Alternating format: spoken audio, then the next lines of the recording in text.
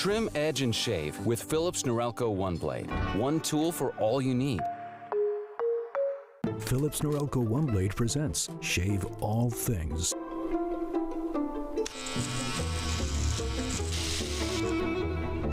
Your style made simple with Philips Norelco One Blade 360.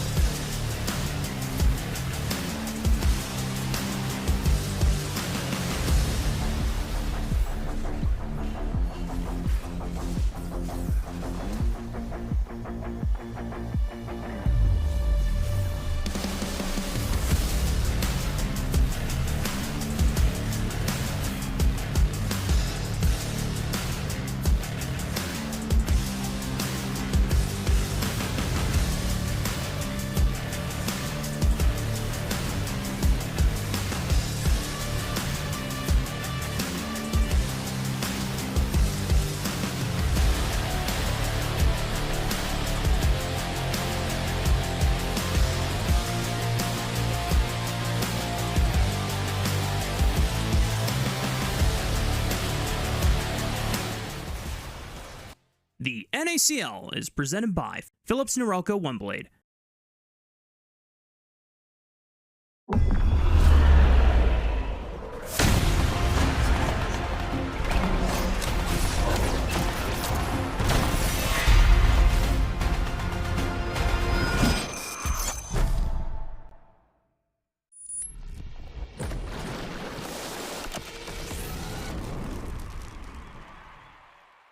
The NACL is presented by Philips Norelco One Blade. Welcome one and all to NACL, presented by Philips Norelco One Blade, and to our final day of the spring split. It is finals, baby. I'm Mazel, I'm joined by Cubby, and I couldn't be more excited, buddy. Yeah, I'm excited for this one. We have Conviction, who was awaiting the victor of Winthrop versus CCG yesterday. That matchup was a slobber knocker, as we all expected at home. CCG ended up coming out on top. They earned the rematch as Conviction 3-0'd them to book that early ticket into the grand finals, and now CCG has a chance for revenge with that rematch. Indeed, which is absolutely crazy, and some narrative we'll get to a little bit later on. But we have more important things to get to, Cubby. It's something we've been building up to all split long. Actually, I could say all year long, since we're halfway through the year. It is the NACL awards that we're going to be presenting here for the regular season, and I am, for one, very happy with how things kind of panned out here as we transition to the cool glitz and glams of what an award ceremony would look like. We're going to be starting off here with our pro teams, the dream teams, if you will. And we're going to be counting them down. I would love to get your thoughts as we go down here as well, Cubby. But let's go ahead and start off with our dream team number 3, the third all-pro here. It's going to be Denethor in the top lane, Kisno in the jungle, Shochi in mid lane, Mobility in bot lane, and Obstinatus in support. Yeah, congrats to all these players. Of course, these votes were cast by casters and I believe teams and coaches in the community a little bit. There was some weighting behind it as well, but this is based on regular season play. So congrats to all these players. We'll say personally for me, I had Denethor and Obstinatus further up on my list than third team all-pro, but a good split for everyone that did make a showing. And I think speaks to how close our split was, the fact that we have so many members of different teams in our third team all-pro. Yeah, I'm. There's so many names moving around that it's crazy to see some of them. I agree as well, though, in some of the movement there. You know, Mobility making a nice run for that All-Pro number 3. But let's go ahead and move onwards to our second All-Pro team. As we'll be unveiling this, it is Hoarder in the top lane, Dardoch in the jungle, Spyrax in mid lane, Sushi in the bot lane, and Zyko at support. Yeah, no, NRG, they were our top dogs for the year. Sushi was a really nice part of that. I think continues to be an AD that a lot of people look at. Was talking to a LCS GM at the studio the other day. Sushi came up in conversation. He goes, I really hope that Sushi's good. I think it'd be really fun if Sushi's good. Continues to make strides to that. Along with everyone else, shout out to Spyrax too. Not sure if we're going to see Spyrax competing again. If that is the last time we see Spyrax playing, was always a fantastic mid laner in Tier 2, making another All-Pro for himself. Yeah, I know Yuji's going to miss him for sure. That combo is disgusting. I was very happy to see Sushi represented as well, and my goat Zyko down there in the bot lane. But drum roll, please, as we do a fake drum roll. It is going to be looking at our all-pro team, number 1, the dream team, if you will. Zamudo in the top lane, Yuji in the jungle, Mini in the mid lane, Scary Jerry in the bot lane, and Spica at support. A pretty fine dream team, I would say, Cubby. Yeah, only difference I had with mine was I had Obstinatus in my dream team, but shout out to these guys. I think especially solo laners of NRG and Spica in his first split at support, getting the nod for first team all-pro, speaks to really a lot of the level ups that NRG made. I know we didn't have a most improved player this year, but based on what we saw last split to this split, that would have been Mini for me. If it's most improved within the split, shout out to Zach, who deserves all the kudos in the world for where he went from week 1 to yesterday's honorable finish for Winthrop University in third. But Mini, from last split to now, made a ton of strides, going from someone that we last saw him in NACL was relegated, now being first team all-pro mid. Very promising for him. Yeah, it's appreciative to see the talent that we have in NACL this split. Again, it's been one of the craziest and coolest splits we've had in NACL's history. And I think a lot of the talent represents itself well. But as we move forward through our award ceremony, we get to one that I hold dear. I feel like in terms of the history of NACL and getting to see some of our rising players moving throughout, it is going to be the unveiling of our Rookie of the Split. Fate hits on the 3 though, and now CCG can re-engage. Looking for the double, looking for the triple. He's going for a big knock-up city here, and Darnock and Fiji leads the way. There's going to be Adam locked down, dragged down, Void Rush. Tanks, just playing tanks more than carries, like going down gold in the early to facilitate my team in other ways. From the Sterics, the encore comes through. Void Rush is going to be used. Double CC chain. Cody Sun is still firing away, but is it going to be enough? Decimating Smash is not, but it will be the kill as Cody Sun. 5 minutes, finds the backline, goes for the AoE. He's going to be bursted down. He gets knocked up. Dude, Fiji is having an insane fight right now.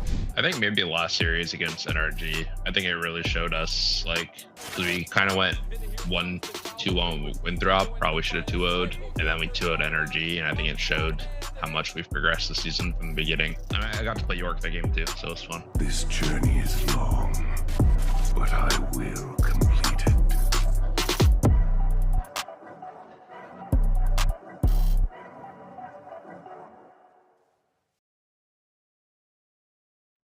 Congratulations to Fiji. Well-deserved Rookie of the Split. Some incredible growth from this guy in only his first time here in the NACL. And the mindset's there. The picks are there. The uniqueness of being a weak side top laner is there. And he wears it well. Embracing a lot of things that other players don't want to embrace as much. I think that was the big difference for Fiji this time around. So it was really cool to see him be able to step into a role for his team that has his team in finals, the far more important part of everything as well.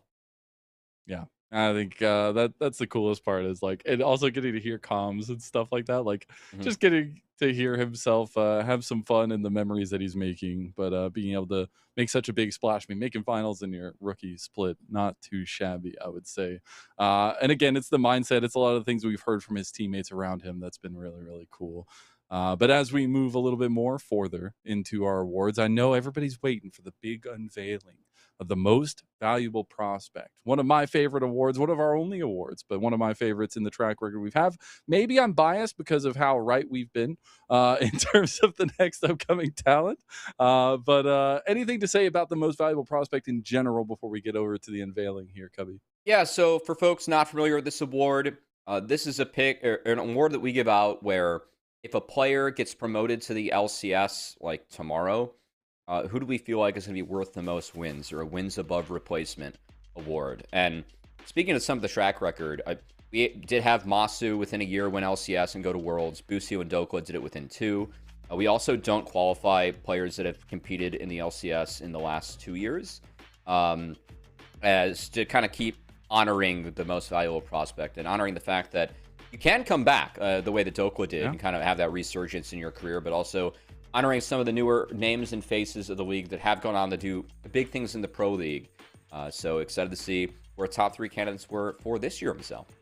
Yeah, exactly. And we're going to be getting to that right now as we are going to be unveiling our number 3 at the most valuable prospect voting. Let's go ahead and take a look. Valkyrie play on the Sushi.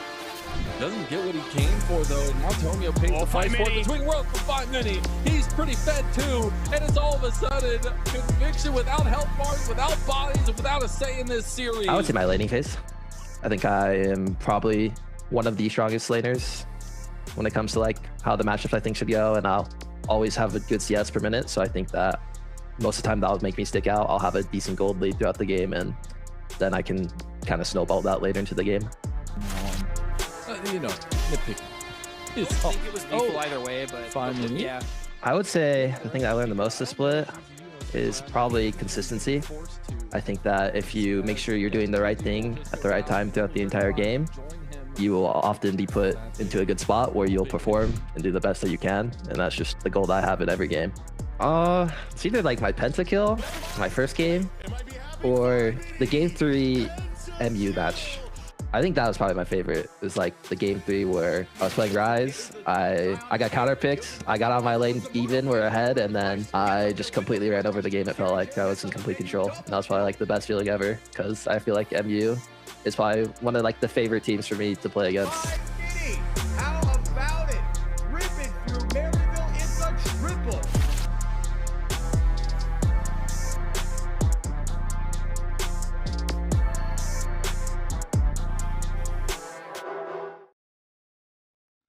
Congratulations to 5 Mini. I know it's not first, but to be in that conversation, even in that sophomore year, I know it will mean a lot.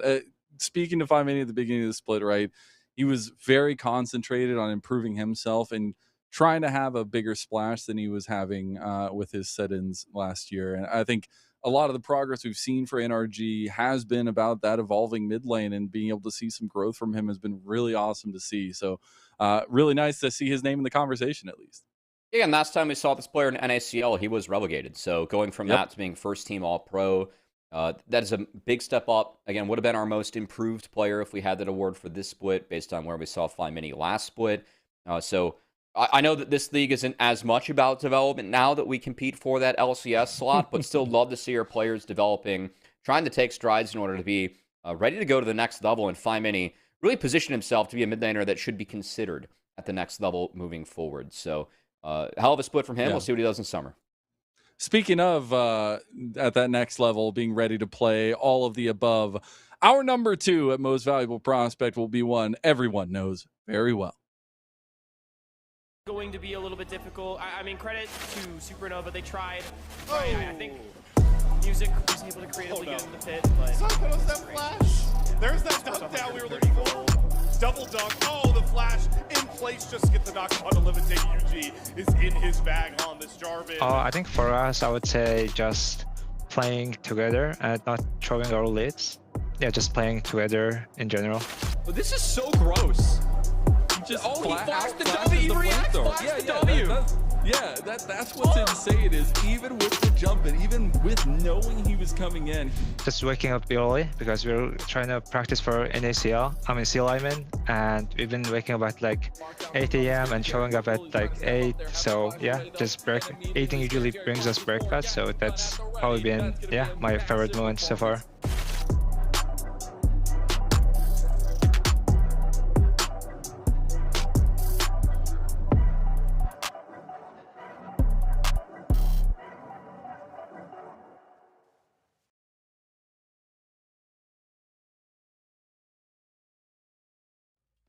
Congratulations to UG. The Mongolian monster strikes again. Not number 1, which means we have some good competition here in NACL, but worthy of the praise. I think it's kind of crazy that he's not number 1 because, again, as a broadcast team, I don't think any of us had UG on our list, given that he was competing in the LCS within the last 2 years. But, of course, we had more votes than just ourselves as a broadcast team.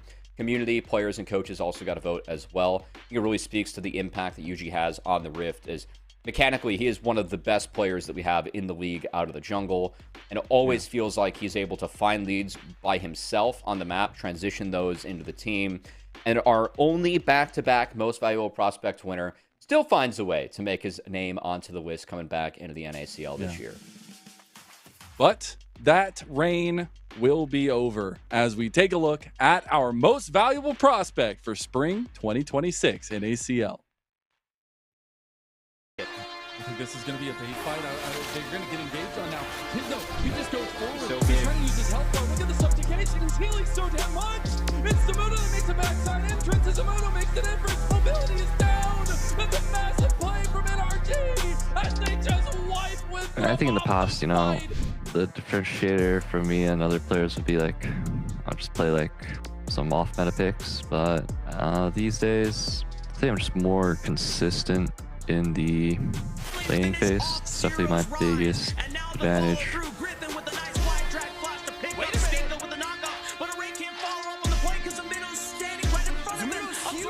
Definitely trying to help everyone on the team get better if possible, like whenever I can. KP coming into the base. Zamudo, he's gonna go for the end. Zamudo's trying to backdoor. NRG, even up the series. Just when all of my teammates, we were playing Pico Park one day, Pico Park 2, and it was a great time, honestly, at least to me.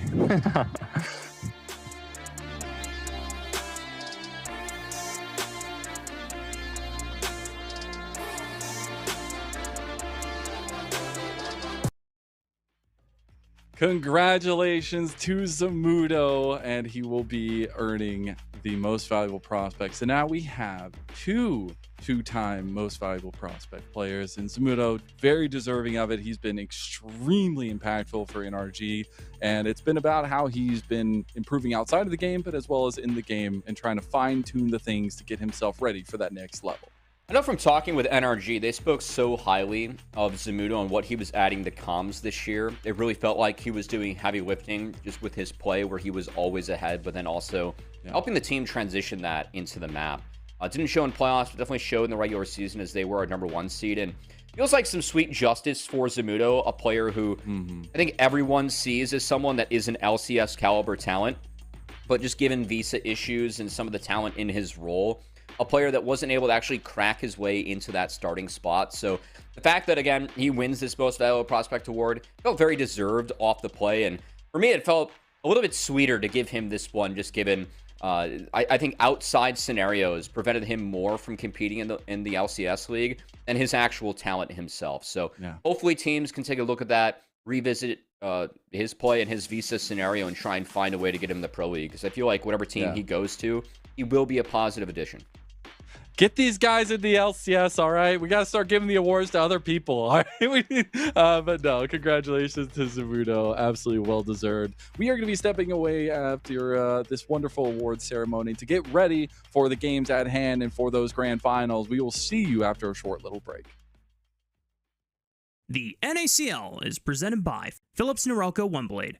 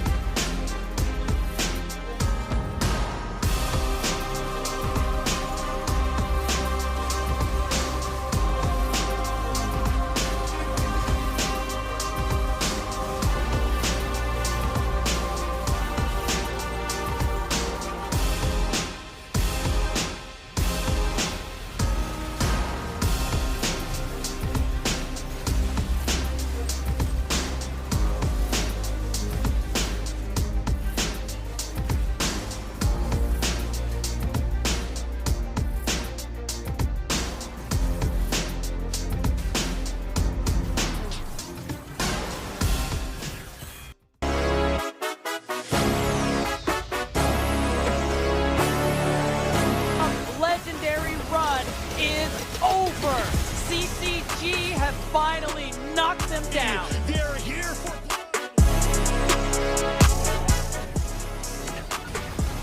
In a bracket that has been so chaotic and upheaved by many of the up-and-coming teams we have, to really make it to finals. For all the NACL fans, for all fans, meet your first grand finalist in Conviction.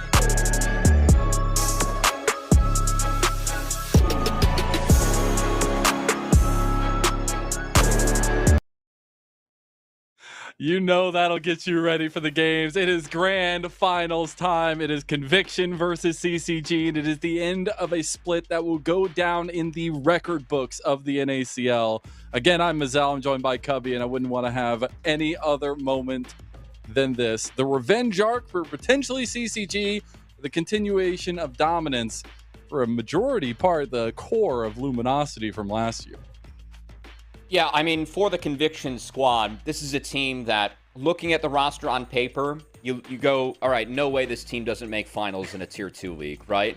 They did everything they could possible to convince you that that wasn't the case this split. They struggled in the regular season. They had to make roster changes, bring Tactical back in, but for these three players, Tomio, Insanity, and Tactical, they went 6-0 in finals last year for NACL. So they can resume that streak today with Sniper and Bounty. Yeah. I think the biggest thing here is the stories have been told a little bit between these two teams, especially this regular season, but that doesn't mean today is not going to be different. I think that's the biggest thing. As we're going to take a look at the bracket here and the story that we've had, we're talking about a little bit of that revenge arc, and it is because we just saw this matchup in the upper bracket final, and when we got to see that, it was very one-sided, as we had alluded to, and CCG going to need to muster up some courage after a breakneck series against Winthrop University yesterday to come up with some answers against Conviction. Yeah, we're going to be hearing from Audit Boost and CCG here shortly, but I think the big thing for me is that matchup against Conviction. Audit Boost talked about the individual might of Conviction, and it really feels like that shone through on the day as they found the 3-0 to move into the upper bracket finals. As the sole CCG predictor yesterday going up against Winthrop, I really felt like it was going to be two teams that exhibit really good team play going toe-to-toe. And throughout all the tape I saw in the split, I just had faith that CCG would be a little bit better. Felt like they had an off day against Conviction. They were. That said, they're not the favorites going into today. And this team, I really respect how well they play as 5.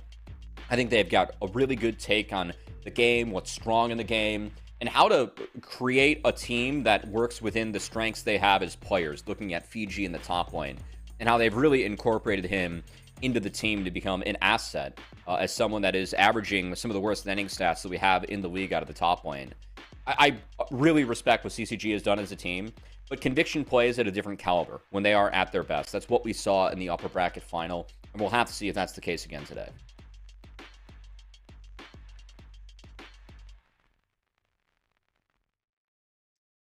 Okay, now I can hear you. Yeah, for some reason my headset just decided to stop having sound go to it. But as we look forward a little bit here as well, interestingly enough, this is a weird way to get here. I know, there's always that Cinderella story that was unfortunately cut a little bit short with Winthrop University, but we have had some crazy moments throughout these playoffs, and I hope we get a little bit more of that today, and that the history doesn't repeat itself, at least between these two teams. Yeah, I mean, if it does, then it's Conviction really repeating their own history. Yeah, again, really. In the two finals they played last year for the core of this team, they went 3-0, 3-0 in order to move their way into that LCS promotion relegation tournament, where they did fall short against DSG, but again, we're clearly, I think, the second best team that we had in that tournament. For the three players that came here being joined by Sniper and Bounty, I feel like Sniper's really scaled into the split, putting together the play that we expect more of him in playoffs rather than that regular season where he was shaky. And Bounty stepping up, I think, has really been overlooked as a player. I think stepping into this role with a team of names in Tier 2 as a rookie, it's easy to get intimidated by the moment. That has not been Bounty. He has not shied away from competing on a team with this caliber of players. And he has really been an asset in himself with what he's added to the team, too. So Conviction, since the swap, really feels like they're firing on all cylinders. And again, CCG today, they've yet to take a map off of Conviction in the two meetups they've had. in this split. Gonna have to change the pace today if we want a competitive final. Yeah, and that's another thing is like I do wonder what has changed in that short turnaround, because you got to learn your lessons from that last series. Then you had to fight for your life against a bunch of Eagles that were just rabid, and then now you have to turn around, bout face for the next day to face one of the toughest opponents we have in these playoffs. So it's something that I'm very curious what that grit looks like for CCG, what the picks look like today, if we are going to see them try to get up under maybe some of the ideals of this Conviction team. But it's something that I'm very excited for, and especially looking at like some specifics, more so the fact that like I want to see if Dardoch's going to be able to pull something out today because the guy's been good, the guy's been cooking, and we'll see what they have in store. But I do hear we have something else in store, and it is you with a coach's interview. So let's go ahead and send it away. Now let's sit down with the head coach of the Challengers today from the lower bracket, Auto Boost and CCG. Auto Boost, thanks so much for joining us.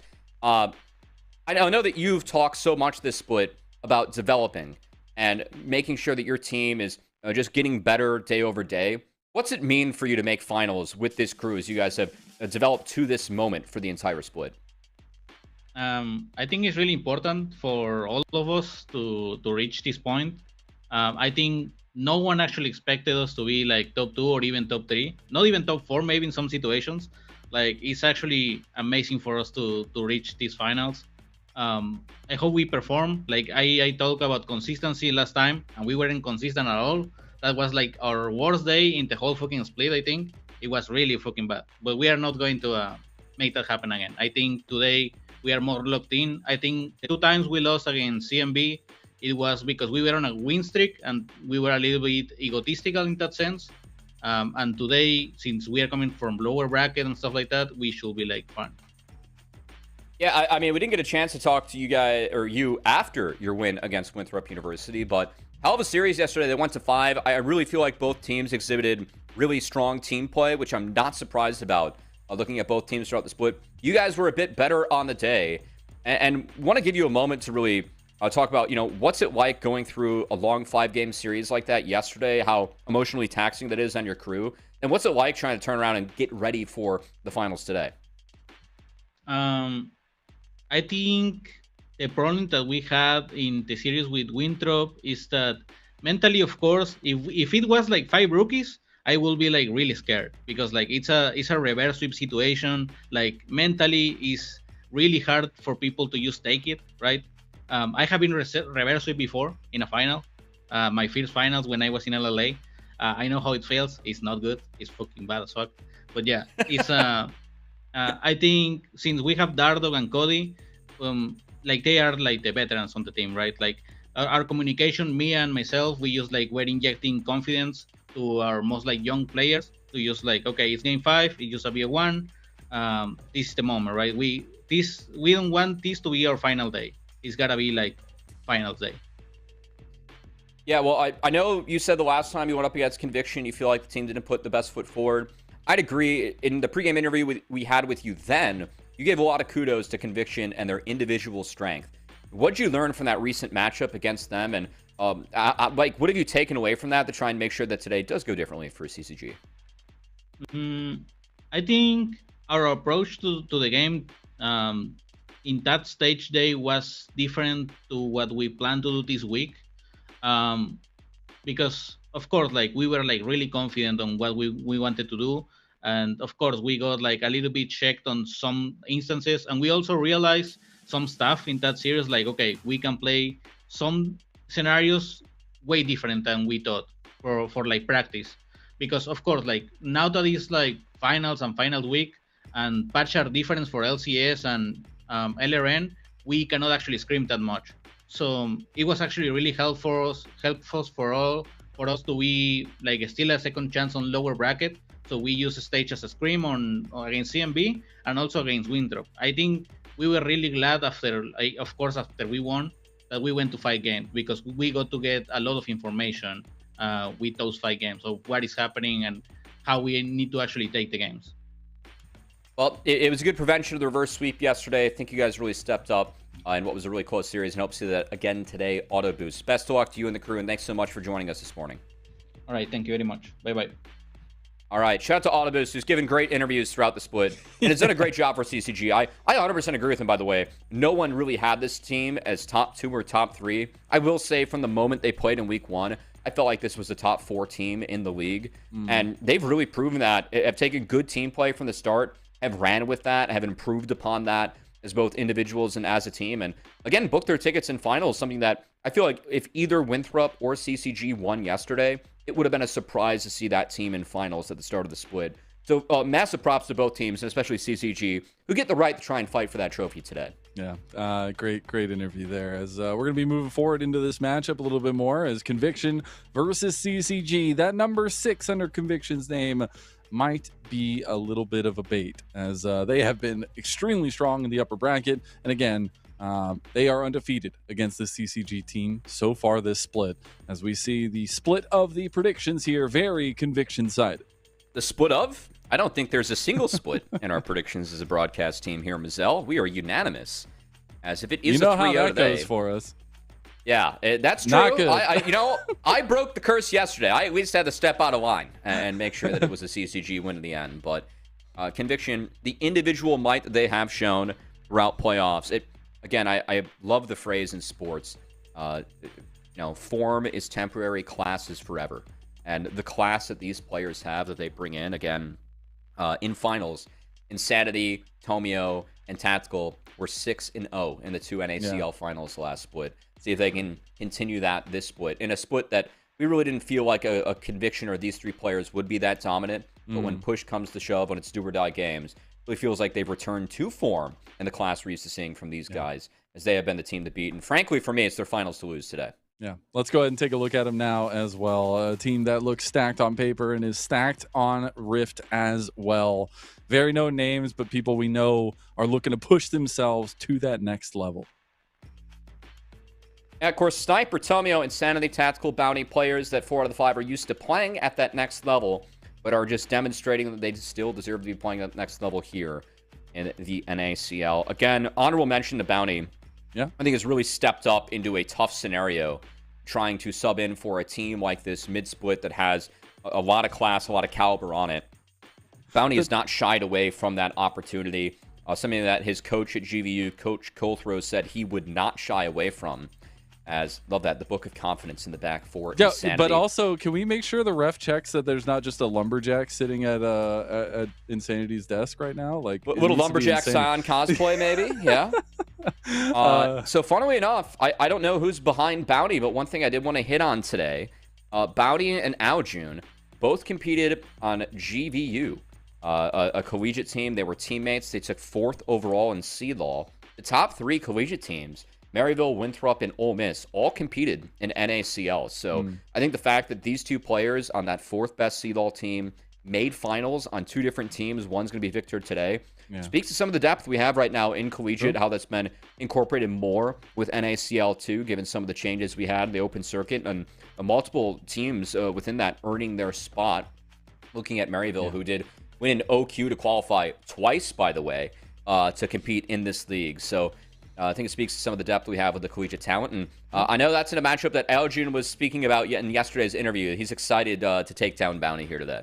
Well, let's go ahead and take a look at their opposing numbers here today. CCG, a team that has been scrappy and has found promise with some of the newer faces as well as some of the older faces coming in.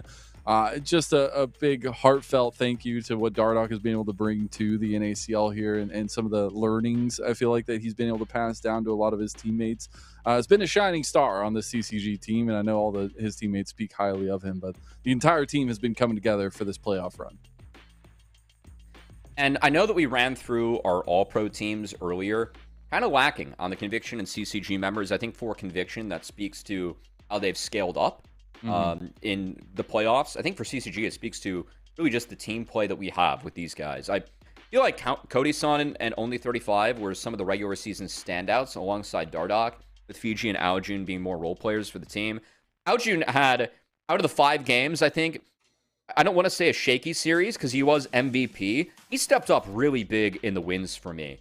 As the Azir shuffles in game 1, looking back at that 5-game series, I really looked back at game 1 as maybe being the decider for the series overall. Hit 2 massive shuffles against Winthrop in that game 1 that got his team the win. And then game 5 also really stepped up big to make sure that that reverse sweep was not found by Winthrop University. So I think Aljun going to have your hands full whenever you go up against a player like Insanity, who it really feels like Insanity can play everything and anything to a level that's higher than the majority of mids that we have in the NACL. And I also think that the first matchup we saw, a lot of bonus resources were thrown at Insanity for not a big enough lead for CCG. And that is what kind of helped them dig themselves a hole in that 0-3 is. I think the boilerplate message for me coming out of that series is that CCG, they're not going to be as committed to playing 3 lanes as Conviction. And when we saw them try and drop those lanes and group up, they didn't get big enough wins to then take into Conviction. As Sniper was the big benefactor from that, did get himself an MVP for that series. That needs to change today if today's going to end on a CCG win. Well, something else that's changing today is for one of the members that we're going to be talking about here in our face-to-face Philips Norelco matchup. It is the jungle matchup. It is Dardoch versus Tomio. One of these guys has been to this final stage in the NACL many times. The other hasn't. The result might shock you. It's Dardoch's first finals. And for Dardoch, collegiately, he's had a lot of success with that University of St. Thomas team. Even shout out to St. Cloud as he was competing with that roster throughout the CLOL run this year, and they had a few upsets on that run. If you've been following Tier 2, Dardoch's always been a good player, but this is the highest mantle that he's hit in Tier 2, and frankly, I think a win today, if I had to pick a single player from CCG who this win would mean the most to, it's got to be Dardoch. Dardoch's been someone that's been public about still wanting to have those LCS aspirations and going pro. I was actually told behind the scenes that Dardoch was a name that's been thrown around for actually being considered to even hop up to the LCS because visas are so difficult, and so many of the top players we have right now in NACL are actually Canadian, which is the boat that Tomio falls into, and those visas are more expensive and kind of tough to get. Dardoch for me is someone that when I was told that, I was like, hell yeah, go for it. Dardoch's been playing great league. I love what he's brought to this team behind the scenes. And I think that a lot of the flaws that he will speak to himself that he had earlier on in his LCS career, those have been turned into strengths for me with what he's been able to do to CCG. Everyone that's worked with Dardoch will speak the same on what he's able to bring to the squad. And again, if it is a CCG win for me today, Dardoch doing it with this roster would be one of the bigger stories that I have seen overall in Tier 2 and would really cement what would be a hell of a comeback and a hell of a reclaim of a jungle seat in the LCS. A mission that I think I know Dardoch has yet to give up on. And I just love the mentality, man. If you haven't been following him, you might have different feelings about how Dardoch acts, but he is a refined man, and I love it because he still has that bubbling confidence that we've always known him for, right? We were talking to him at the end of the regular season. He was the one saying, I was the one setting the meta trends, right? And you see that champion pool we looked at with all the crazy picks he has. But he hasn't been able to best Tomio. And while in some individual moments he has, Tomio has been a stalwart force in these playoffs, Cubby. I thought Tomio was really strong in that best of series they played earlier in the playoffs. And Tomio is someone that, when he can fit the system, I think that he's gotten so much more consistent at his ability to execute. Just being paired up with Zazel for those couple of years, I think really helped bolster Tomio up. As I know that we're talking about what it means for him and Insanity to have the rinse and repeats, but overall, for a player like Tomio, he has the most Tier 2 championships out of anyone the last few years. And I think that a lot of the times we look at that jungle role, look at players in the NACL and be like, oh, you know what? Like, Yuji's better than Tomio, or XU has been better than Tomio. When push comes to shove in the finals, Tomio has always been the one standing tall at the end. And whether that's him or his team, I think his team has helped out a lot, but we can't take away from Tomio what he's been able to accomplish in the NACL. As I mean, he's looking for his 5th NACL victory today, as he won both tournaments in 2023 with that C9 squad into the DSG squad, and then won both tournaments with Luminosity Gaming last year. So we'll see if Tomio can step up and really reclaim that throne, make it 3 wins back to back to back, and add a 5th to the trophy case. That would be just absolutely insane. Let's take a look at our other matchup that we wanted to kind of zoom in on. It is this mid lane as well. Insanity is a very known name. Loves to cook things up. We have seen some of the spice come out through him, facing off against an up and comer in Tier 2. And I really felt like this matchup, the first go around, this was very Insanity favored. I think that CCG threw a lot into Insanity's lane for very little gain. And Aljun needs to step up today because Insanity for me has just always been a cheat code player at the NACL level. I mean, the Kog'Maw, he brings it out, all of a sudden other players have to play it. Is Anivia and Syndra, Cassio. it's very clear when he picks Anivia or Syndra, he is stronger on these champions than the rest of the players that we have in NACL. Just from the eye test looking down, Insanity's always been someone where people look at the league, they look at LCS, and they go, why does Insanity not have this seed? Or where is Insanity in this league? And all he's done in Tier 2 has been dominant. So, see, that continues today as I think Insanity, the player, I feel like, you know, no discredit to Aljun. I think this is potentially the biggest mismatch that we have. And the solo lanes for Conviction were really what got them that 3-0 victory over CCG, just with Insanity really absorbing a lot of that pressure. And then Sniper, being the benefactor of getting a lot of free waves and free lanes, ended up converting that into big team fight wins for the squad. So that continues today as we get in the draft one. Yeah, you know what? The perfect time to make big upsets and stamp your name on NACL, it's grand finals. And maybe it's just that for Aljun. We'll see as we get into it. Conviction on that blue side. It does look like they will be having first pick as well. We will see the Nocturne, the Cassio ban over towards CCG, with the final ban for them in the first phase being the Jarvan. It is the ADC-centered focus for CCG so far as we see Fiji just rocking out. I love it. It's going to be the Varus and the Lucian ban so far. He's getting in that Scion mindset early. As I think the Cassio ban screams to me we might have a Ryze handshake with a Ryze Anivia, but the bot lane focus for CCG. Then we talked a lot about that solo lane differential coming in. Bot lane, though, Tactical and Bounty really put Cody Sun and only 35 in the hole in their first matchup. 2 out of 3 games, it was a significant lead in the bot side for Conviction. Definitely seeing some of that focus in draft as the marksmen have been hit, the enchantresses have not. So Ezreal being first picked, never mind, going to be the karma. Definitely onus on Ezreal to be denied now by Cody Sun and CCG. I do appreciate this because it bends some flexibility to the rest of the draft itself and what you want to go in the bot lane at least. They could Ashe Seraphine. And I was looking at the Cassio Ryze handshake, but Orianna actually made its way through the draft. So yeah, for once and ever, it feels like still a very powerful pick, though, and I really like to see that. Now, I need to see something that Dardox can be able to willingly pair with this. It could. Nocturne and Jarvan have both been taken away for the Orianna combos, so Conviction definitely signing up to give away this champion. Curious to see the Nautilus. I mean, a lot of aggression showing for CCG. Keep in mind, we're still on patch 0.10, so not on the LCS live patch, which Autoboost was speaking to, as not having as many scrim partners. Of course, if you're at the top of Tier 2, definitely a good scrim partner for a Tier 1 team, so you can hide your strats. Very common. We see those teams match up in playoffs, but not if the patches are not aligned. So let's go. Game 1. Drop the gauntlet. Kog'Maw coming through for potentially Insanity. I can't see why you wouldn't lock Ezreal in now. There you go. That's a double pretty good artillery trio. showing as Ezreal Kog'Maw. We've seen this Kog'Maw be dusk and dawn early.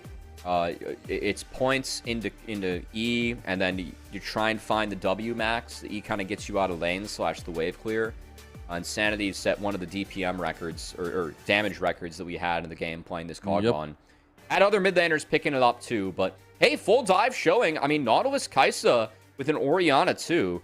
This is something where there are not bodyguards showing at for Conviction, and this is a lot of over-the-top damage that CCG is showing to try and reach this backline. So want to see Conviction look at taking some frontliners that can make it difficult to get into the backline. And frankly, with that Gwen ban, I think CCG are setting themselves up to try and Scion here on 4s. That would be a good bodyguard for Conviction, but of course, it is Fiji's best champion. And he is wearing the Scion shirt for finals today. So he came fully prepared. He knows it's going to come up sooner rather than later here as the final ban does come through for CCG. It will be the Trundle that we've been seeing rise in prio as of late. Conviction had that Nefiri ban, which we will see levied towards Dardoch. We'll see if they continue to focus the jungle matchup as well. Maybe the Xin Zhao comes away. And look, for Fiji, if you guys missed our pre-show, we did have our end-of-the-year awards. Fiji was our rookie of the split, and even talked in that video about what what makes you different as a player. He said, "I'm embracing tanks. I'm embracing going down to the matchup to give my team what's needed to win." And I think that, I think in traditional sports, you're never gonna not want to play with someone that embraces being a role player and does that role well. That is, to me, what can sometimes make championship teams, because I think in League of Legends, a lot of the times we don't think of there being one ball like there is in a basketball court. There are only so many resources in the game, and some champions use those resources better than others. The fact that Fiji is really embracing playing champions that can give away those resources, still be effective. I think that eye test, when you watch this guy play tanks in team fights, he does view these champions differently than the rest of the top laners in the league. Like, there is clearly prowess on how he pilots these champions in the fights and also in the lane when he drops some things that I don't think other players would drop. So we'll see if that value can really shine today, as he does have his hands on his favorite champion early on in the Scion. I like it. Give the man comfort and see what he's got. The Vi comes through for Conviction. Might have been a good combo that they were looking for. We'll see what the final pick is going to be here. You can tell they're thinking about it. They're trying to figure out what they want to get for Dardoch, or if there's going to be some flexibility there. A lot of firepower already coming through from Conviction. A lot of setup tool through Tomio there on the Vi. CCG need an answer. A lot of Xin value this game. I know Dardoch's not been as keen to play the Xin Zhao. Yeah. Oh, it's still going to not be as keen to it. Shyvana coming in. That does give you a ball carrier with the Orianna. So kind of a creative find in terms of the ball carrier. And nothing can keep him out of the backline if he's able to find an ult. Like the Shyvana ultimate, it's going to take priority overall. So I think if he casts this at the right time, it's a guaranteed free ticket into the backline that can then chain the Orianna, chain the Kai'Sa, and we'll see if CCG can chain the dive, because they will have to defend against cease and assist into public execution from those topside picks. That's going to be Cody-san needs to wait in these fights to see cease and assist before he can go in. If not, he will be the target. He will go down soon. Yeah. So a little bit of patience needed for Cody-san. But CCG hoping that the chaos of the Scion, Shyvana, Orianna can get those tools out early from Conviction, and Kai'Sa can make her way into the team fight and be dominant.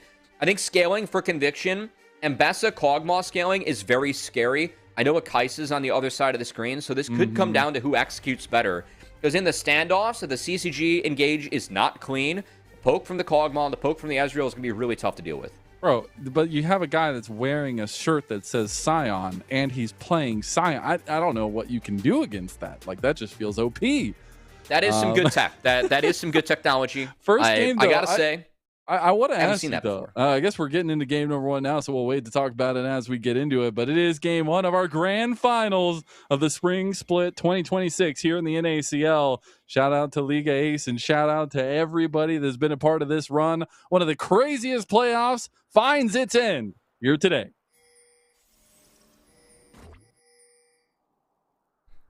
Really has been a privilege to be in a bracket where all but 3 games have not been played. Now, those series were responsibility of CCG as they found the 2-0 over NRG and they got 0-3 by Conviction. So we'll see if they can sign up for what the rest of the league has given us and get us to a 5-game day, as playoffs have been nuts. And the fact that CCG are here, I think, pleasant surprise for me with how well they played as a team, but one that definitely at the start of the year did not have this team making finals.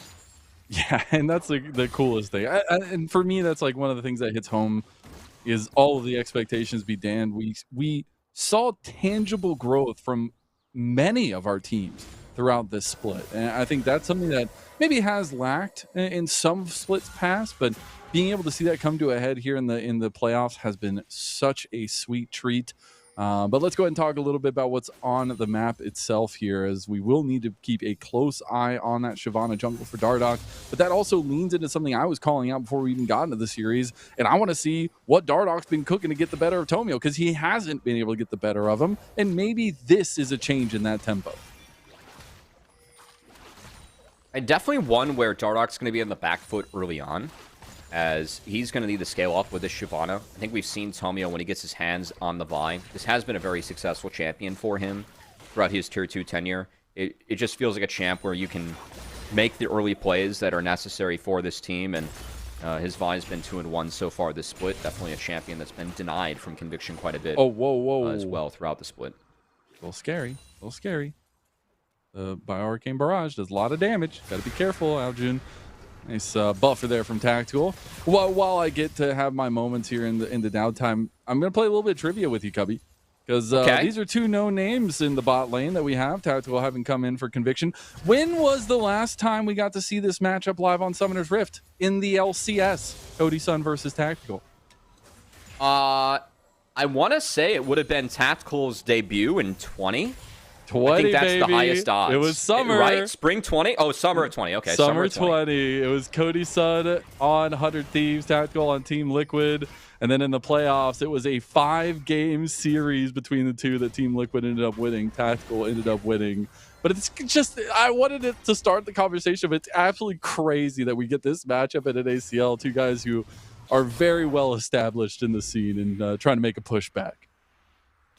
Do you think we've seen better play out of Cody as the split has gone on? That said, again, this matchup the first time around, I really feel like the individual might was the difference maker for Conviction, as we saw them have big leads in lane. It was bot really just from the pure laning, and then I think it was top and mid also somewhat from the pure laning. And we're seeing a bit of that emerge already, as I expect Fiji to keep up in this matchup. I've seen him play this matchup a lot. That said, bot side, the Karma and the Ezreal, I think expected that they get an early lead, but this is a little bit bigger than what you'd like to see if you're a CCG fan at home. As Tactical, with the very good laning he's had so far with Bounty, able to have a pretty nice item advantage now coming back into the lane with that double longsword tier. So they're going to look to keep on pushing and pressuring the likes of the CCG bot lane, as these lanes for Conviction should have a lead, both mid and bot, from just the pure laning we have. You can see some of the poke coming in now from Tactical and Bounty. Feeling confident as they come back to lane. We didn't talk too much about jungle because all they did was full clear and now go into another full clear. We'll see if the culmination of that does end up in anything, and we will have objectives coming up soon. Are you sold on the Doran's bow starts coming through? Are you finally shifting?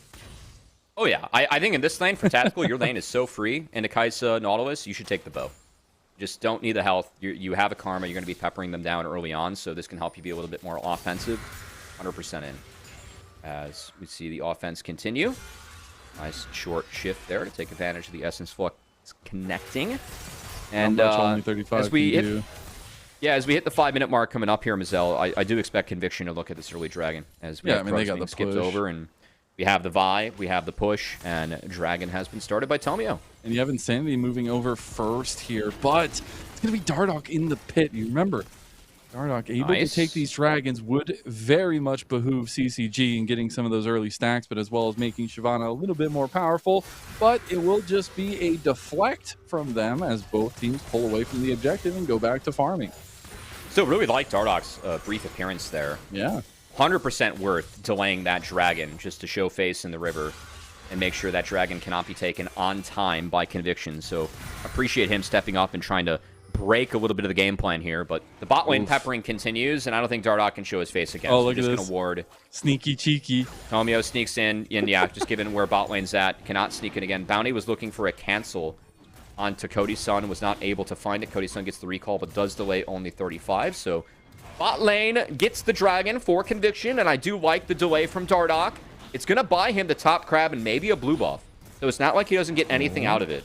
But just the draft and the laning we have so far from Conviction, this early dragon was going over to their side overall. Going for the gank. Unstoppable Onslaught used. Sniper needs to be very careful here. He has not burned the flash. He will now, but Dardoch follows through. Fiji trying to get a devastating smash for first blood for our rookie of the split. Great read from Dardoch. I believe he got 6 off the crab. Did not even need to use it as they find Sniper in the top lane. And that is a lane lead going over to Fiji Scion. He's wearing a Scion shirt. I don't know what to tell you, Sniper. You got to be really careful about that. You should have known. As great stuff. And really stunning start for our rookie of the split. A very earned award there. But now he's at his best, right? He's going to be a Scion that feels good, that can be tanky. It's Cody's son! That's the flash coming through, and Tactical taking him down 2v1 style. No level 6 available for Cody's son, was a couple creeps off, and I think that's the recall split from only 35 and Cody's son coming to fruition. The fact that it was delayed early on. Only 35 going to look, see if he can delay.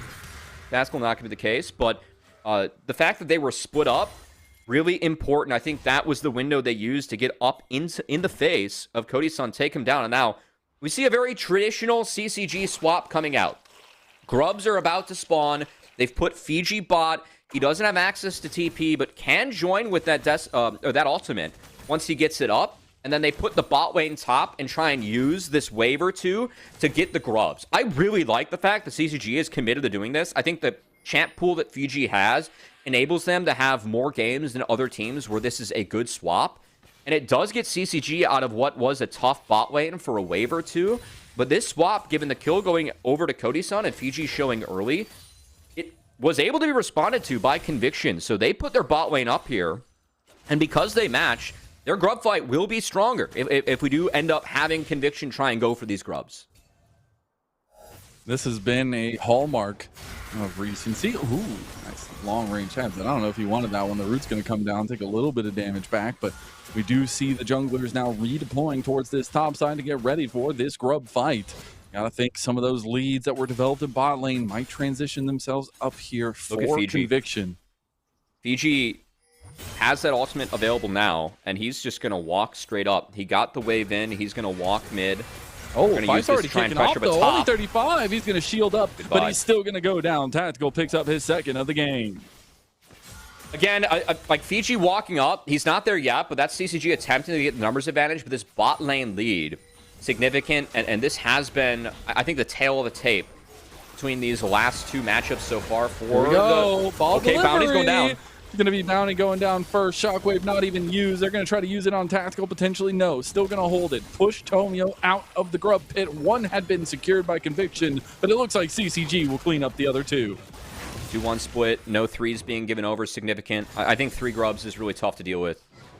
We've seen a lot of teams play for the split. And that mistake from only 35 being turned into a Bounty trying to get that health back from the fruit. Nice trap laid from Dardoch. Creative way to get the grubs, as again, I think the straight up 4v4 wasn't going to be there for CCG, but was able to create, kind of like remake that numbers advantage, just given that they had to respect the Shyvana ult. So good find. Ooh, he does a lot of damage. Oh, Aljun. Ow, June. He's down. Insanity gets the kill there. It wasn't a solo bolo, but might as well been. Had the flash up. Didn't think the damage would come through, but that empowered Q from Bounty, helping Insanity get that kill. That's Aojun falling. And Conviction. Oh, Bounty. Well, counterplay on a Bounty, feeling a little bit too big for his britches, will be taken down by Cody's son. Another nice overload here by Fiji and CCG. Again, this is what CCG likes to do a lot with Fiji and his champ pool. In the lane phase, they'll swap for grubs. They'll also play into his lane, take advantage of some of the playmaking that a lot of his champions has, whether it's Sion, Ragus, Ornn. And that, I think if you're scouting this team for CCG, this is something that if I'm coaching any team going up against CCG, I'm just telling them, like, guys, 7:30, if their bot lane's not showing, look out for grub swap. And if their bot lane's not showing at other points in the game, look out for swaps, whether it's going into Fiji's lane with Fiji or without. That was a nice play they were able to make. I know Fiji wasn't a part of that, but just overloading into the lane. This is where CCG really tries to cash in on Fiji's champ pool. And that does get Cody's son a kill. Important again, because Cody's son's still down in this matchup. That has been very tactical and Bounty favored, but a nice manufacturing of a kill there from the pick on the Bounty. Big things coming up, though. Dragon already started up here by Conviction. Will be a second Dragon for them. Early stacking is the name of the game for them, but we also have first items coming up above board for everyone, and a majority members of Conviction here as well. That Dusk and Dawn completed for Insanity, and the Trinity Forces already completed for Tactical and Dardoch as well. So some pretty big first item power spikes. It is the Dragon going over, but this is a trade CCG is signing up for. And again, part of where Fiji's champion pool can pay off. It's Ambassa versus Sion.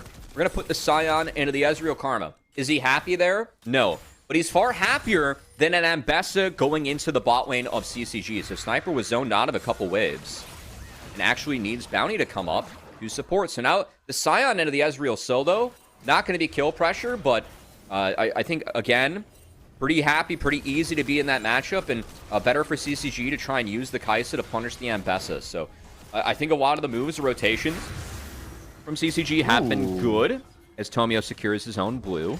Stop the wolves to make sure he could get it. Yeah, that's good from Tomio.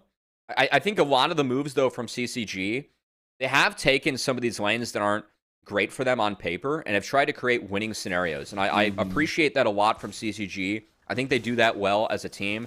That said, when you're moving this much, it also comes with some drawbacks, as Tactical from that bot lane pressure and Fiji swapping in is going to secure first brick for his team. He's a big boy. He's up 1.5k individually over Cody's son. And that's going to feel really good because he just gets stronger and stronger. As Tomio was spotted out, but the engage is still going to go off. They had distance to cover, and they did just do that. Cease and desist will be held, so he didn't want to overcommit there on to only 35. Depth charge also held, as I think they might have been able to find the Nautilus, so they ripped the cease and assist. I'm kind of with you there, Mazel. But between depth charge maybe and potentially being in turret range, not a risk they wanted to take, and a play that CCG does get out of. So Dragon advantage, really the only advantage we see so far for Conviction. Do want to highlight the Dusk and Dawn being done for Insanity's Kog'Maw. This does a lot of damage. Your W is an on-hit passive. When you press W and auto, well, that W applies twice. And that is really nice for the Kog'Maw. And it's just going to get even more nice. So I mean, everybody saw the damage numbers last time. All right, we're going to see if we can recreate that here, much to Aljun's chagrin here. But more importantly, though, we do want to check in on states of things. We have 45 seconds for the Rift Herald spawn, 2.5 minutes for the Soul Point of Conviction here. But there's a lot of scaling on the side of Conviction, a lot of powerhouses as we get to those 3 item spikes, things along those lines. Some answers on CCG's side, but gotta wonder if it's going to be enough.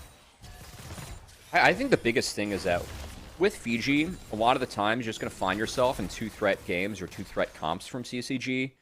And when that's the case, which we're in this case scenario, and Cody's son's behind, that feels worse. Also, not having the Scion paired up with an Enchantress, the heal, like tanks get more out of heals because they're building more resistances and are just bigger, right? Compared to fighters. So I think you lose some value of the Scion and some value that I think has been really big for CCG throughout the split, because I know Engage supports have caught back up, but I put a priority on Enchantress supports for this team, just given Fiji's pool, how they have been able to abuse Enchantresses, their interaction with that, and some of the scaling. I think those have been some of the bigger perks for CCG throughout the split. Definitely a couple things that we don't have in this game, even if I feel like they do have some answers as time does go on. Uh-oh, there's the cease and desist. Oh, it knocks him out of the living artillery. Aljun just actually getting the damage back, but it does unfortunately go down to Tomio, who's just swinging the hammer fist. Dardoch's locked down now as well. They do end up getting Insanity, but the shutdown goes over to only 35. It's not the one you want. And now Fiji forced to flash over the wall to try to get back to his turret. Should be fine. He is tanky, but it is Conviction who went out on the fight and now will turn onto the Rift Herald. Insanity bought a lot of time. They had a numbers advantage there early, as the Karma being in the fight immediately really helped them turn that fight in their favor. So Dardoch, the engage from Dardoch, I think it's there. If Karma's not there, that said Karma was there.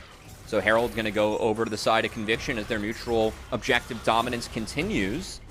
And they'll look to see if they can snowball this into the Dragon that spawns in 30 seconds. And a lot of tools burn there. I do think that favors Conviction, as CCG needs their ultimates to have these sound engages, because if not, the poke from the Kog'Maw and the Ezreal will reign supreme as these two teams kind of posture around objectives. So if this Dragon, I think it's important CCG gets control of the space and tries their best to hold it early on, because they need to buy time for their tools to come back up. So we get another look. It was Tomio that ripped the play. Aljun survived for a while. Yeah, he did. I think that if he puts the ball on Insanity and they combo the Shockwave, that would be a little bit more efficient.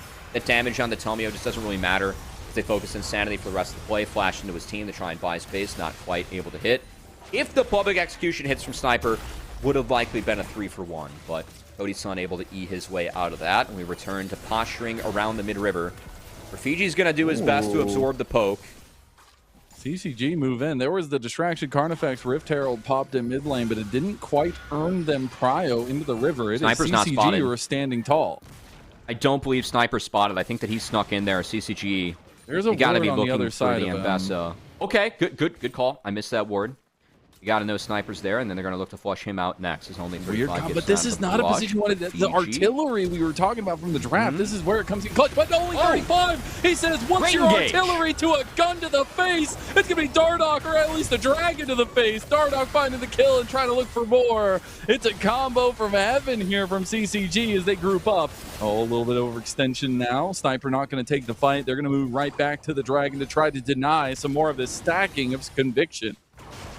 I think that's one where we talked about in the draft. There weren't really any bodyguards after the first 3 picked up by Conviction. And Ambessa and Vi, they don't really want to catch Nautilus. I think that Ambessa's the best champion to do so. But that's not the happiest scenario for Ambessa. Sniper was looking on the flank and looking for angles, but the fact that he was zoned out by only 35, that really enabled him to have the confidence to step up, go for that flash dredge line, and what a beautiful engage from him. Connects on the Kog'Maw, depth charge onto the Ezreal that also knocks up the Kog'Maw. Great find from CCG as they break the dragon stacking and get themselves a little bit further into this game. It's looking pretty even at this point. It's feeling pretty good for CCG with some of the map plays. I think that's the most impressed I've been so far of the series, and I know we're very early into it, but again, like you were highlighting earlier, some of the map movements, some of the reassignments of lanes and how they want to move around the map, it's been really impressive. They're on their 8 game, at least for now, and going to need that as we move forward. I think buying themselves 5 more minutes can help, but I got to say, still waiting on that second item completion coming through from Cody's son as Tactical has already hit his Miramana. Yeah, of course, Ezreal Karma, dominant lane, Tactical. One of the better ADs that we have in the league. No, he wasn't available to be picked for All-Pro voting as he didn't play enough games. But definitely someone that is viewed as one of, if not the strongest ADs that we have. And again, Tactical, 2 for 2 winning finals last year, 6-0 in those games with Luminosity Gaming, looking to continue that dominance today for the core 3 that was competing under that tag last year. But CCG giving them a fight early on. True. And we talked about some of the scaling, looking at the Ezreal and the Kog'Maw, but Dardoch having access to that Spear of Shojin now. This is where Shyvana really starts to kick in. This is a bumpy country road here we're driving down right now. But yeah, there will be kill pressure from that side of things here. Speaking of kill pressure, Sniper being surrounded by CCG, but he might be in the know. He's going to play pretty safe on the back end of it. He does have movement from his team up towards this top side as well. Baron is obviously spawned. Don't expect either team to really be pressing that as of now. We will have to start thinking about that dragon in the foreseeable future and see what those item spikes are starting to look like. But the pick presence is there for both teams. I think adaptations I want to see from Conviction, maybe not put Sniper on the flank. Again, I think staying stacked as 5 or having the standoff. Sniper has to be someone that it kind of interrupts this engage from CCG, but also might buy more space to actually lean on the artillery damage we're going to see from the Ezreal and the Kog'Maw. And I think the flank and the fact that CCG were able to force Sniper out gave them the confidence to take that fight. And it was a 5v5 standoff, but because they committed to the one side of the fight, they found a 5v4. Sniper couldn't get involved. Yeah, and that's the tough part to be in. Yeah. It's a lot of mechanical execution. As CCG were hunting, they got the Dragon's Descent here from Dardoch. I need to see the Dragon Wave pulled off at least some point here. I need that in my life. They found it on Tactical. He did E out. He did. It didn't convert to a kill, but yeah, that's definitely what CCG is going to be looking for. As CCG making more inroads for the map here. They've postured 3 up for the last few waves, just protecting Aojun. And trying to ensure he picks up this top outer turret. Looks like this is going to be the wave where it falls. Is Dardoch even going to snipe away a camp here?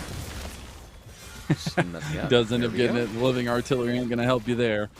Aojun going to take the turret as well. So we see the lead evened up fully here between the two teams with a little bit of map presence. But now the reset's coming out from CCG to get back down towards this bot side for a potential dragon fight.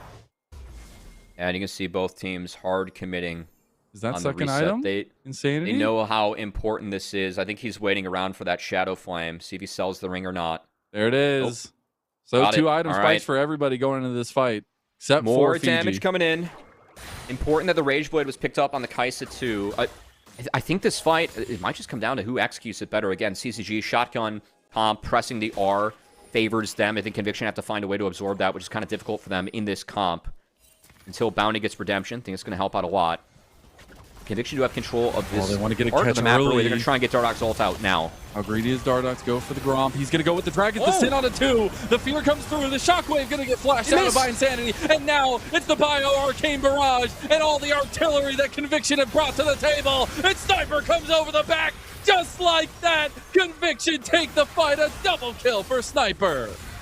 Conviction got to the point of the map first, and I don't think that CCG was split how they wanted to take that fight. Dardock went in. The Shockwave didn't immediately follow up. When it did, it was too late and found no one as Tactical was able to get out of it. Rest of Conviction retreated. That's a big win for Conviction off a small mistake from CCG, and really came down to Conviction beating CCG to that point of the map, and the response from CCG looks split up from me. It did indeed. They weren't able to execute on that, and now it is an avalanche in favor of Conviction. Oh, look! What is happening in bot lane? Both ADCs are dead. We see a support versus a top laner, and the Baron's still being finished off by Conviction. Yeah, Conviction, they own the map after that. They tried to split up and take both monster objectives. Cody's son had something else to say about that as he traded out for Tactical. And it will hopefully be an objective trade. No. Bounty is found. How did only 35 get here? He's got some crazy blast cone tech. Okay. As that dragon will be secured by CCG, giving Dardock more stacks, but also giving the team tying up the dragon 2-2. Of course, Shivani gets stacks out of everything now, but helps a little bit more when you take down those big creeps. With that passive, how it works after the rework. Is going to take the crab as well as Abyssal Mask coming out for Fiji. He's got a little bit of a different build. I'm used to seeing the Scion go for more Unending Despair and Spirit Visage. I'm curious what Fiji sees angle-wise here. I know Abyssal Mask going to buff up the damage on all 3 of his teammates. Just used to seeing Unending Despair and Spirit Visage, just given the interaction you get between those 2 items, and also bolstering Scion's shield that gets so big as you scale into the game with more health. Yeah, we got some timers coming up for both teams in terms of fight pressure. Dragon's Descent. There's the combo. It's the Dragon Wave that comes and takes over Conviction. It ain't an avalanche anymore. CCG strike fast, strike hard, and now even back up the game. I mean, you look away for 1 second, and CCG just finds the combo. Again, Shyvana, Nautilus, they found the 2 most important individuals for Conviction in the Kog'Maw and the Ezreal. And just a quick snap win, turning that Baron power play, kind of neutralizing it here for CCG against Conviction. And that's what I was talking about. Both teams have pick presence. It's a little bit different for CCG in terms of having to throw a literal dragon at people, but it works nonetheless. That fear is so deadly. Smolder throws mom, Dardock throws mommy into the backline, you know? True. As that was a big shot. I mean, that's the combo connecting, and where that first fight we saw a little bit of, I'd say, disconnect between Aljun, Dardock, and the rest of the team. Again, I think that if CCG was going to take that fight cleanly, we would have seen Fiji TP earlier instead of more of a response TP. That's what I've come to expect out of CCG, a team that, again, I think very highly of how they play as a unit of 5. That was more like it. And again, what they need. And why I was saying that, you know, there is scaling and scaling elements in this draft, I think we could argue it just comes down to who executes better. Because if CCG can execute that fight, that entrance into the fight, I think it's very difficult for Conviction to play defense. Especially as they're going to try and play defense with move speed. The Shirellia is coming in for Bounty. I don't know if that's going to make that big of a difference. I really think Redemption needs to be in the inventory here of Bounty. I'm surprised we don't see it yet, just the raw value of that item. Yeah, that is true. We'll see if it actually does end up coming later I don't think the Shirelias makes that big of a difference in terms of getting out of this combo. I think Redemption could help you survive the combo. You know, that's kind of my logic. Yeah. No, I appreciate that. I think that it's a good call there, as we do end up seeing that Knight's Vow come through. And now on the other side for only 35 at least. And then now we look at the item spikes, as we still have a little bit till that next dragon set up. It is 3 items, or at least going to be for this next fight. Almost 4 items there for our ADCs. And, you know, funnily enough, through all this, as we were talking so much about the bot lane, we are going to see now Dardoch make it out easily with a shield. It is Codyson that has the lead for the first time in that individual matchup. Yeah, actually going for the Phantom Dancer and not the Dusk and Dawn. Yeah. Kind of curious there, but again, focus on the dueling potential of this Kai'Sa, just trying to prioritize getting one of those 2 significant artillery picks down in the back line in both the Ezreal and the Kog'Maw, which you can really boil this game down. It's been very close, but the fights where CCG have found the Ez and Kog'Maw, then wins for them. The ones where they haven't, it's been Conviction winning rather convincingly on both sides. So again, I think that Conviction struggles with catching the engage for CCG. So I think if CCG can continue to find good angles or continue to execute the game plan that they want to have, should be them favored. If not, Conviction's ability to pepper them down if those big tools do not connect, that's a way that CCG can't really deal with that outside of their ultimates. So I think a game of cat and mouse is probably going to emerge as we approach what is going to be the 3rd dragon for one of these teams picked up, as we have Ocean Dragon spawning at 35. An Ocean Soul for CCG's comp just sounds so awful to deal with for Conviction. It's a great draw. It sounds incredible to have if it's honestly, on it's a great draw. If we want to talk about dragon draws and which team it's more valuable for, it's CCG drawing an Ocean against this double poke. It definitely is. All right, Conviction. What do you have in the tank? Not enough for 3 items for both mid laners, but both ADCs are going to be pumping. That's Shirelia's. Got to check out Dardoch and Tomio. They are the key engagers. There's the public execution, but on the back line, Dardoch fears away 3. He's bought time, but he might have paid with his life. Insanity will get a kill there. Sniper going to be the return kill, but look, Insanity is now free firing. Aljun is in trouble. The shutdown goes over to Codyson. That's huge. The re-engage not going to hit. Unstoppable onslaught used. Insanity barely scrapes away, and now he's going to start firing back. Tactical's throwing out mystic shots. Artillery's coming down from the top, and only 35 is not going to hit the engage, and unfortunately, the shockwave is used on top of it. Conviction turn on the dragon. They're looking to go to Soul Point as Insanity continues to layer down the spittle. They thought they were going to hit the hook, so the shockwave was cast, but the hook and the shockwave go to the wayside. I do love the solution of Conviction, though, to start off that fight using the cease and assist and the public execution onto Aljun. That split up the Shyvana Shockwave combo. So we saw Dardoch find 3, but Shockwave was unable to follow up because he had to go golden to deal with the attack from Conviction. Really creative way to split up that combo into Aljun. And the combo not connecting means that Conviction get the elongated fight and get the extended win. I said it right before the fight kicked off, and I think it's going to continue to be like Tomio and Dardoch are the dueling fates here in this game. Which engage is going to go off? Which counter engage is actually going to find promise? All of it lying on their shoulders. And yes, there's some other engage tools for CCG, but at least for Conviction, it's all on Tomio. So very, very rightfully so. We're going to keep looking at those two as we move forward. But that Soul Point's going to be a big decision-making power for Conviction as we move forward into this game, into our later part of the game where scaling is really going to start coming to fruition. Again, just look at how they split up this combo. Tomio really steps up here. Fiji TP's preemptively this time, but that's Aljun. They fire everything off on him, so again, he has to go golden. He can't prioritize putting the ball and the shockwave on the Dardoch, who turns into a one-way trip as Bounty takes him down. Codyson, see the DPS the Kai'Sa can threaten later on, but those are all the ultimates used. Insanity goes golden to dodge out of the first one. This combo just didn't connect from Fiji. Was trying to play around with the terrain on the wall. Insanity was able to sneak out.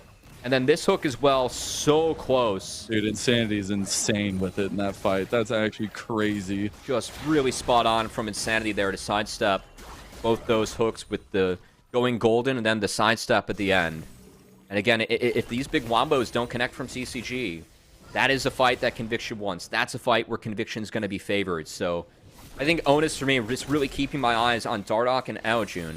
A combo that we only saw in the spring of last year for CCG. A combo that I quite liked. Was disappointed to not see them together again for summer. Coming back this spring, now in the finals, trying to find it, as they need to be in sync if they want this game plan for them to work against Conviction. And that's the tough part, is the answers have not been there. Even through their might, even through some of their tough times, they have not been able to take down this Conviction team. And that has been a little bit of a nightmare in the closet for CCG. And we'll see if they can get this ship righted. We do have that GA for Tomio, so he'll be able to play with his life a little bit more. And I'm looking for picks ahead of this objective. That's been what Conviction have been looking for as we get ready for a potential Baron start here by Conviction to force out some tools.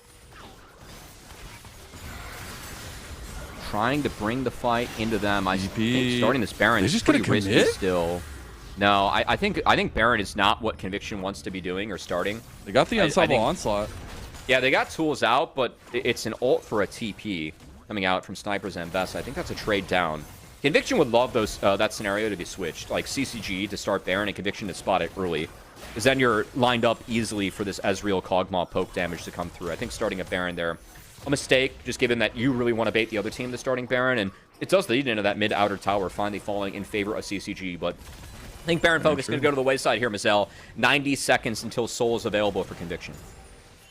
It's a tough place to be in as well. To everyone having their tools available, it is going to be a big one, as Shereldia's is completed for Tactical. I'll have some of that armor shred, some of the slows coming down too.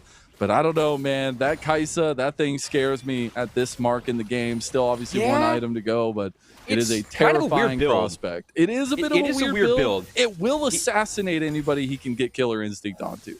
He's only at 50% crit. I think that you kind of trough by doing this and not going Dusk and Dawn, as you try and find 100% crit, which you can do later on. Baron started up, though. They know they do it so fast, Cubby. They already had it half health the last time they attempted this. There's the blue trinket coming through. It's just going to go down. Insanity's damage is too much. And the Baron, ahead of the Dragon Soul fight, goes over to Conviction.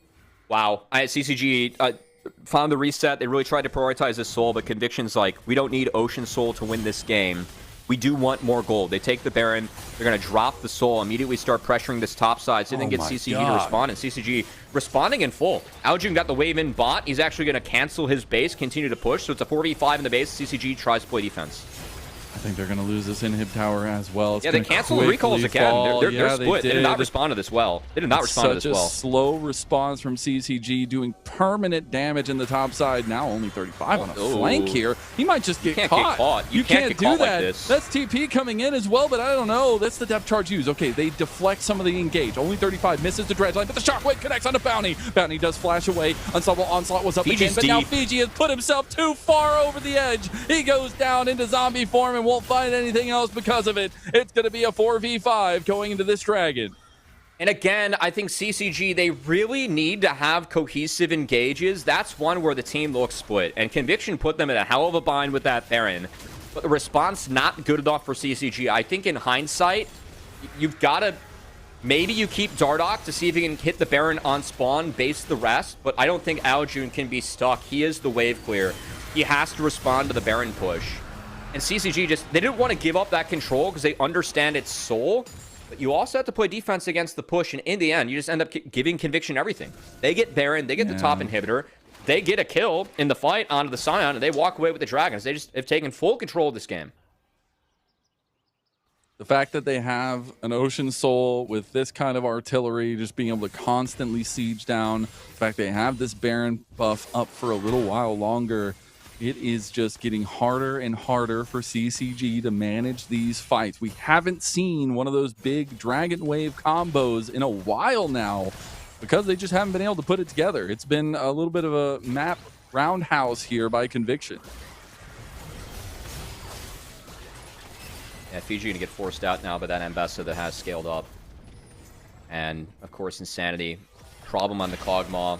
Going Zanya's before he goes for more damage. I like. Understand that he has to play defense against this combo that's really hard to stop.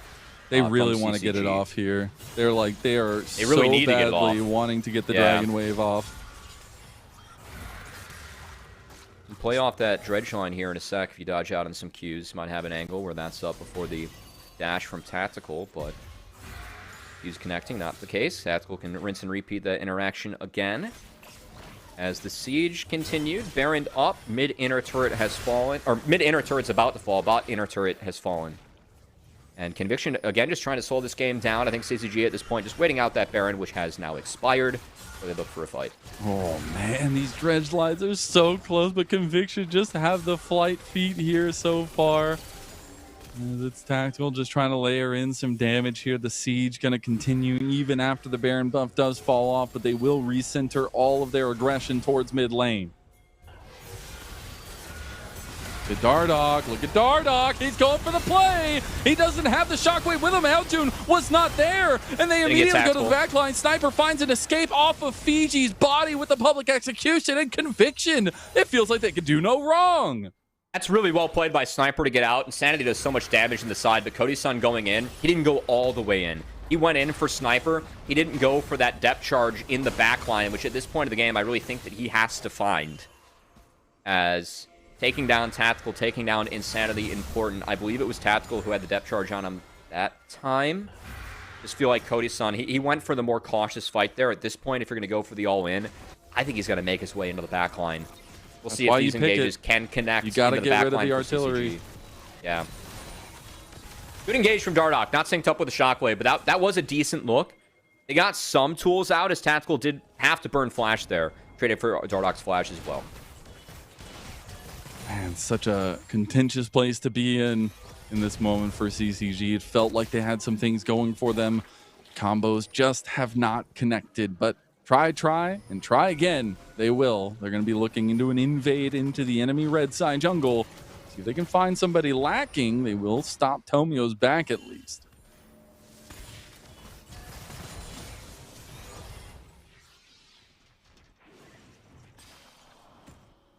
Got to take a deep breath for the action here, Mazel. Double monster objective spawn. You got 2.5 minutes. What do you want to do? You want to go take a walk? I mean, we might have a minute. The fact it's a 90-second split between Baron and Elder does mean that I think Conviction could give a go at the Baron. They've got an Ocean Soul now, so if they want to hit it aggressively and step away afterwards, the Ocean Soul kind of forgives the damage you take. Yeah. Tactical's also just destroying things now. Almost full build. That Insanity's W on the Baron once he gets his Rabadons, you know. Be working overtime. Yeah. I think some of the scaling has really kicked in for Conviction just between the Kog'Maw, the Karma, and some of these luxury items making it more difficult for CCG to execute that Wombo combo. They're really looking for to break this double artillery duo from Insanity and Tactical. I like this strategy, though, coming out from Conviction. It's very established, very well known what they were going to be doing coming into the game, and they've been able to execute it. Obviously, big caveats to the Sniper escape there, where he was on the edge of his life, but being able to use Fiji as an escape tool. But they have really been able to manage the wrongs that could happen and be able to come out the better end of it at the end, at least so far. About 2,000 gold lead fluctuating there, but they are definitely in the driver's seat. Doing their best to take the steps and make inroads onto this Baron. We can still see how difficult it is with Tactical holding the line. TP coming in from Insanity. If he gets chunked out, that could be something they're looking to punish, but Conviction, they haven't started off this Baron. They don't want to sign themselves up for a flip. I think they really feel like they can win this standoff around the Dragon. But CCG, they've at least evened up the wave and are going to try and take the fast track to hit the next wave. So start shifting control over to this Elder. 5-man group does feel like in some cases favors CCG with the big Dragon's Descent combo and all the tankiness they have, but they have to be careful. Get weird. It is. There's the living artillery being used really well by Insanity, and now CCG, they got to find their way out of this one. They got to find a way out. They got to find the escape ladder, or maybe it's just go in. The best defense is a good offense. Dardoch going in. That's a double knockup with the decimating smash, but now they're focusing on the Dardoch. It is single target focus now on only 35. He goes down. Cody-san tries to assassinate, but Cody-san can't do it. Fiji's going down to a double kill as Tomio flashes with the Vault Breaker onto the back line, and a triple kill comes through for Insanity. And that should just be the game for Conviction. They can move to whatever they want. I just think when Cody hops into these fights, he's got to find the fight end. That was a tough scenario for CCG, getting into a little Australian style with red side being below blue. But yeah, I really think the last few fights, between Cody's build and the spots where he's taken to go in, he hasn't autoed enough. I think that when you go in as Kai'Sa, you kind of have to auto DPS your way through the fights. Regardless, Ocean Soul, the scaling of Conviction, too much for CCG to deal with in this game one is. We saw remnants of that Wombo combo coming in, but not enough to find themselves this first game. It was an innovative draft, but Conviction stand tall at the end of it, and it is a Game 1 victory for Conviction. Well played from them. I think that you have a really strong identity, as you were kind of highlighting, Mazel, when you take Kog'Maw, Ezreal, Karma, and boy, oh boy, did we really see that combo scale up throughout the game. Kog'Maw into the Scion was doing so much damage with those auto attacks. The percent health that you get that scales with the AP too. I think I saw 4 auto attacks thrown into Scion in that last fight, and he was at half health. That is a Scion, by the way. We're doing that too. So Scion and the Ezreal, usually really happy games for Scion, given that Ezreal doesn't want to go for that LDR. But that was a game with that Kog'Maw. Kind of a creative find to answer a Scion that you know is coming from CCG. Well played by Insanity. They picked the Scion into the Kog'Maw, of course, but the ability to deal with that in the comp. Well played by Conviction. True. And it wasn't even just the like abilities used, it was his moves, man. He was constantly dodging dredge lines, barely escaping so many of them from only 35. And CCG gonna have to go back to the drawing board and see what they can bring to us in game number 2, as we will see you there on another side of this break. The NACL is presented by Philips Norelco OneBlade.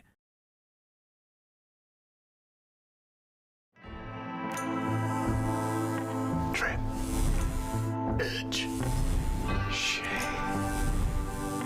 Trim, edge, and shave with Philips Norelco OneBlade. One tool for all you need. Philips Norelco OneBlade presents Shave All Things.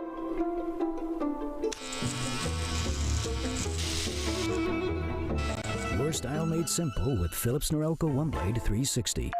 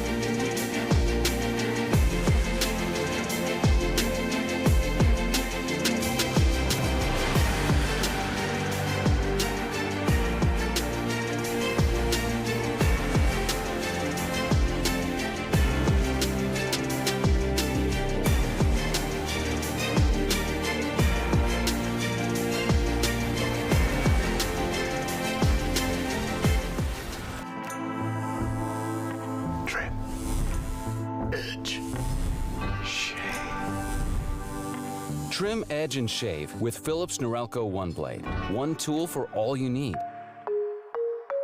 Philips Norelco One Blade presents Shave All Things.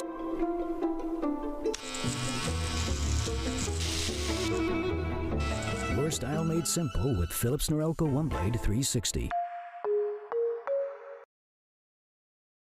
The NACL is presented by Philips Norelco One Blade.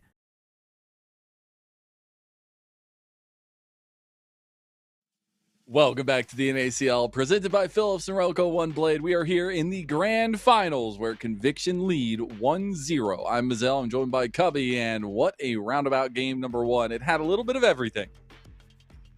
Yeah, I think we saw some of that team play we were expecting from CCG, but the execution of it, not quite good enough to find that game one win. Saw a couple fights where the Shyvana-Orianna combo just wasn't quite synced up. Whether it was some good interruptions coming out from Conviction, I think the bot lane fight that really got them that Baron was the turnaround of this game, or really giving Conviction full control. Love how they targeted the Orianna to split up that combo, but other fights, Aljun just not quite synced up well enough with the team, or for me, Cody-san also not committing to the fight to go deep enough. I think once you commit as Kai'Sa, you got to commit to the fight. So didn't quite see CCG put that game one together in over to overcome the favorites in Conviction, who look good in that game one themselves. All right, so does Fiji have to change shirts now, or... No, he's wearing his own Fearless bag for the rest of the series. I think that's we don't need to put it on the screen. We can just have his shirt there. Besides that, I mean, I don't think it was nearly Fiji's fault, although he did get caught out a couple times. I think it was just a good game plan from Conviction, and that's what I want to see from both teams coming into this one. I like the spicy drafts. I like the fun for CCG to try to upend a matchup that has not gone their way in history's past. But now it's time to lock in, baby. It's time to get something you know you can execute, something comfortable, and we'll see what they bring to the table here, as they will be having first pick from the red side. It's going to be that Lucian that was banned away in game number one. All right, Lucian Milio probably going to be picked up here by CCG. See what the response is going to be. As Karma's off the table, I think it does really empower the Lucian Milio. As I don't know what answer. Oh, okay. We're going to see the Kate answer into it. Kate Bard coming through. So, not too bad. This is a rerun of one of the matchups we had. I believe it was the game one bot lane we had between these two teams the first time they met. And the Kate Bard ended up doing some heavy lifting as Kate Cassio comes through. This is a comp that CCG ran themselves, I believe, yesterday. It's a very sustained damage comp. A lot of scaling showing for Conviction early on. And honestly, I think that overall, the games I've seen Conviction taking a CCG and their approach, they've been drafting to give themselves a little bit of a scaling edge. And I think that the reason for this is they just view CCG as a team like, we can survive some of the plays early, then we can come back and just be stronger later on. I think that I've seen intent from Conviction, just trying to give themselves some scaling options throughout the game. So expected first three after we see the Lucian responded to with the Kate Cassio Bard, and then Anivia and the Cassio being able to round it out. Cassio struggles with range. Anivia loves that. I think why we're seeing Cassio get blinded more later on is that the move speed she gets from her passive now can stack up throughout the game. I expect it to be Swifties from Insanity, and you can kind of get through some of the Anivia slows and combos that come out with Swifties, especially if you're hitting Qs. It's pretty gross, the move speed that Cassio gets after some of the changes, and I think why we're seeing a champ that, in my opinion, really shouldn't be blinded or blindable. We're seeing mids across the world blinded because of the strength she has in her early lane, and then how well she scales later on too. To keep that in mind as we move forward in the draft. It is in the second phase that we see yet another Nefiri ban levied towards Dardoch. Not going to be getting his hands on the big bad dog, but it might be the other dog in Nasus at some point. We will see the Trundle ban yet again by CCG, so some jungle focus coming to the same. Conviction hate dogs. It's confirmed. That's not a narrative you want to be putting out into the public. Like the public eye. I'm just reading what is my job? Oh, you're not wrong. To read what is thrown in front of me. And you're not wrong. They banned Nefiri and Nasus, and the results-based analysis says they hate dogs. Whether they're in or not within a pack, it's just universal hate of dogs. Okay, that's the narrative we're going to be pushing to the grand finals here as we do get this in Zao ban. Not pushing, it's correct. You're right. It's on our screen. Results-based analysis. It's on our screen. The Xin Zhao, an important ban for potentially later in the series as well. If that does come out eventually, we'll see now, I'm sure, getting to the jungle matchup in the second phase. And maybe Tactical showing a little bit of bias towards Cats. This is a pick that Tomio can play, but not one I expect to see come out as Sejuani. They really linchpin the map together or keep things tied together. That's going to be the idea for Tomio, as he's just going to try and utilize this pick, the tankiness of it, to manage those lanes. Do we see a Poppy? I think a Nivea Poppy and Poppy into Sejuani. You get some pros, and it's definitely been a pick that Dardoch has been willing to play. Mm-hmm. And I think this is where we potentially see a duality of these two junglers, because Tomio is the kind of guy that will, the better phrase escaping me now, put the fries in the bag, get a facilitator, and actually help get the team to a carry position. And this Sejuani has been a hallmark for him, not only here in the playoffs, but as well as some things in the past runs that he's had, being able to facilitate the map. And now we'll get a comfort for Dardoch as well in the Wukong. Wukong makes a little bit more sense. I think Poppy struggles into the Cassio, the Caitlyn, and the Bard. Wukong has a lot more ways to play with and around this. They're going to save that 5 pick for Sniper in the top side. EG taking one of his favorites in the Ornn. So we'll give some long-range engage into that Kate and Cassio with CCG again, I think, trying to play this game a little bit faster. We'll see what Sniper wants to answer with in the top side against that Ornn. He's got options. I think Shen for himself could be really nice. Just try and bridge Caitlyn into those later stages and make us that you really can't make plays into the Caitlyn. Come on, man. What did you just say to me? What did you just say? You just told Sniper to take a tank? Hell no. It's Vayne carry, baby.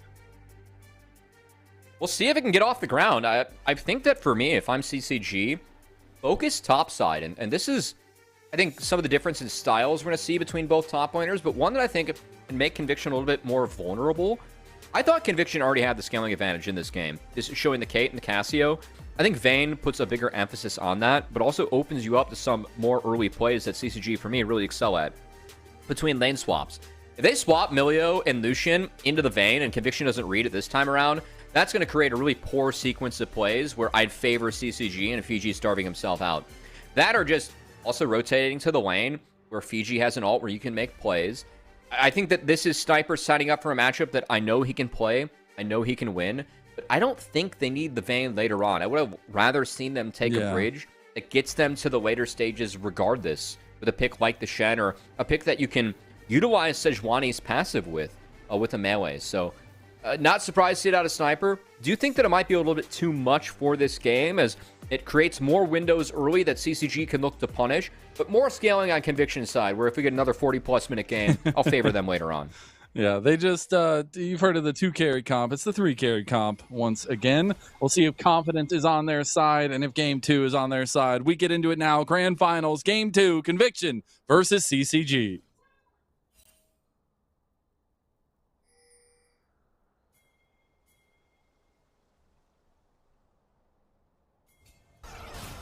To see what this jungle matchup has in store for us this time around. We actually got a little bit of an early roam there from Aljun going down towards Bonsai. But again, if we recollect game number 1, it was heavily dominated by some great map plays from Conviction, but we got to see that tenacity, that grit from CCG to fight back, to play towards their strengths. Does feel like they didn't make the bar of execution super easy for themselves this time around, but maybe they'll be able to show a little bit more of that here in game 2. I think more windows showing. Do you want to highlight some of the tech that we have for Fiji in the top lane? You guys are going to see an Airy for Fiji. He's going to build Bramble Vest, and we'll use that to apply Airy when he gets auto-attacked by the Vayne. It's pretty funny. Yeah, this is something that Fiji has been pretty vocal about, being the best rune selection in some of the games where you are melee versus ranged. And I've seen him at least in a matchup earlier this year where it was Scion into Vayne, where he was able to go Airy Bramble and actually went even in CS. So see if we can find the right timer. As we are going to take a look at the mid lane. Of course, Aljun and Bounty on the same C-Law team. So Aljun, yesterday's winner's interview after beating Winthrop, add some words, trying to, you know, steal the joy of winning from him. That's my goal. And spoken like a true teammate in collegiate, you know? It's kind of, if you got a good relationship with a player, I think wanted to get something over him. A little bit of a competitor's mindset here from Aojun. One would like to see. And, yeah, we'll see if he can kind of turn around the performances against Insanity. It is Snake versus Bird. So, you know, there's some back and forth available there. Maybe it's in favor of Aojun this time around. I just love to see some of the points and, you know, things that are going on in the players' minds as they go into these kinds of series as well. Nice to see some of that competitive edge here through Aojun. But that being said, needs to find a pickup against Insanity. It has been a little bit one-sided so far in their matchups, even dating back to the last time these two matched up. Uh-oh. But Tomio's here to maybe hover or cover, but he's going to go look for that crab. With Dardoch with the Wukong, bit of a slower clear early on. We'll shift towards the top side. With Fiji going for the base and TPing back. Curious if they look for any plays on this Vayne. As Vayne currently actually hovering down into the bot side. Insanity is Aojun did pop the egg, so back at full health. Might help Dardoch try and fight for this crab. That's big, though, because he only has one life to play with. Yeah, but I think that this fight would favor CCG, just given if they can CC the Vayne. And one life to play with. From Cody-san. Hold on. He said, I didn't auto-attack enough in game number 1. Here, hold this one real quick. As a Piltover Peacemaker comes in, he's waiting for the dash, and he will get it. First blood, Cody-san.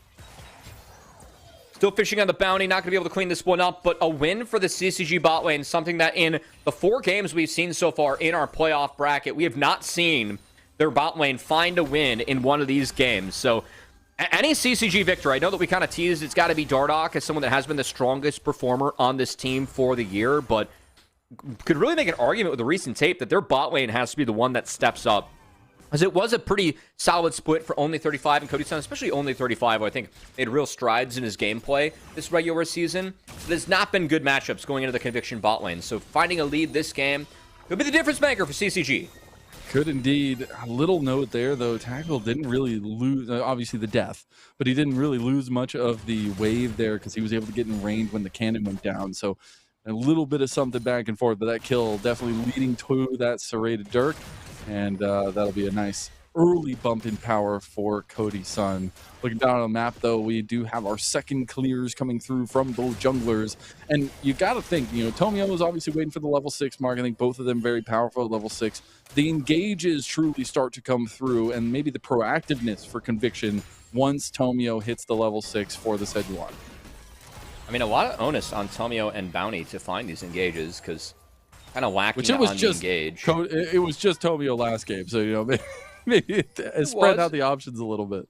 Yeah, he had Sniper in his back pocket at least, but of course Tomio was the one starting those fights. The follow-up will be a little bit different as he won't have a dive buddy, but will have a lot of damage behind him in this Sejuani. That said, damage right now coming out from this Milio Lucian bot lane from Cody-san and only 35. Is Tomio at least going to donate a control ward to his bot lane, but not look to make a play, and frankly, don't think they're strong enough yet to make one. As Lucian Milio being off to a lead like this, very good start. We'll see if it leads to a potential dragon here. This is a big wave, and Dardoch and Aojun push across the board for CCG, so it looks like they're going to start up this first neutral objective. Yeah, and they're going to bring the whole kit and caboodle over here. Though there are some moves from Conviction. They're going to contest a 50-50. We'll get the blood boiling here in the early part of the game. Tomio is there, but they're going to just engage on Insanity. That was a great call from CCG. They get the flash out with the Petrifying Gaze, but the Dragon goes over to Tomio, and Insanity just baited the entirety of CCG in that play. That is such a feels bad man for CCG, because they really did good work to get control and try and start up the Dragon, but they abandoned it to try and find the kill. They don't get it. The Dragon goes over to Tomio, and that's a lot of time invested in lane leads lost. As they set Insanity behind, but that's a cannon wave, so only going to lose so much. Top crab going to be the goal. Whoever gets this does get 6.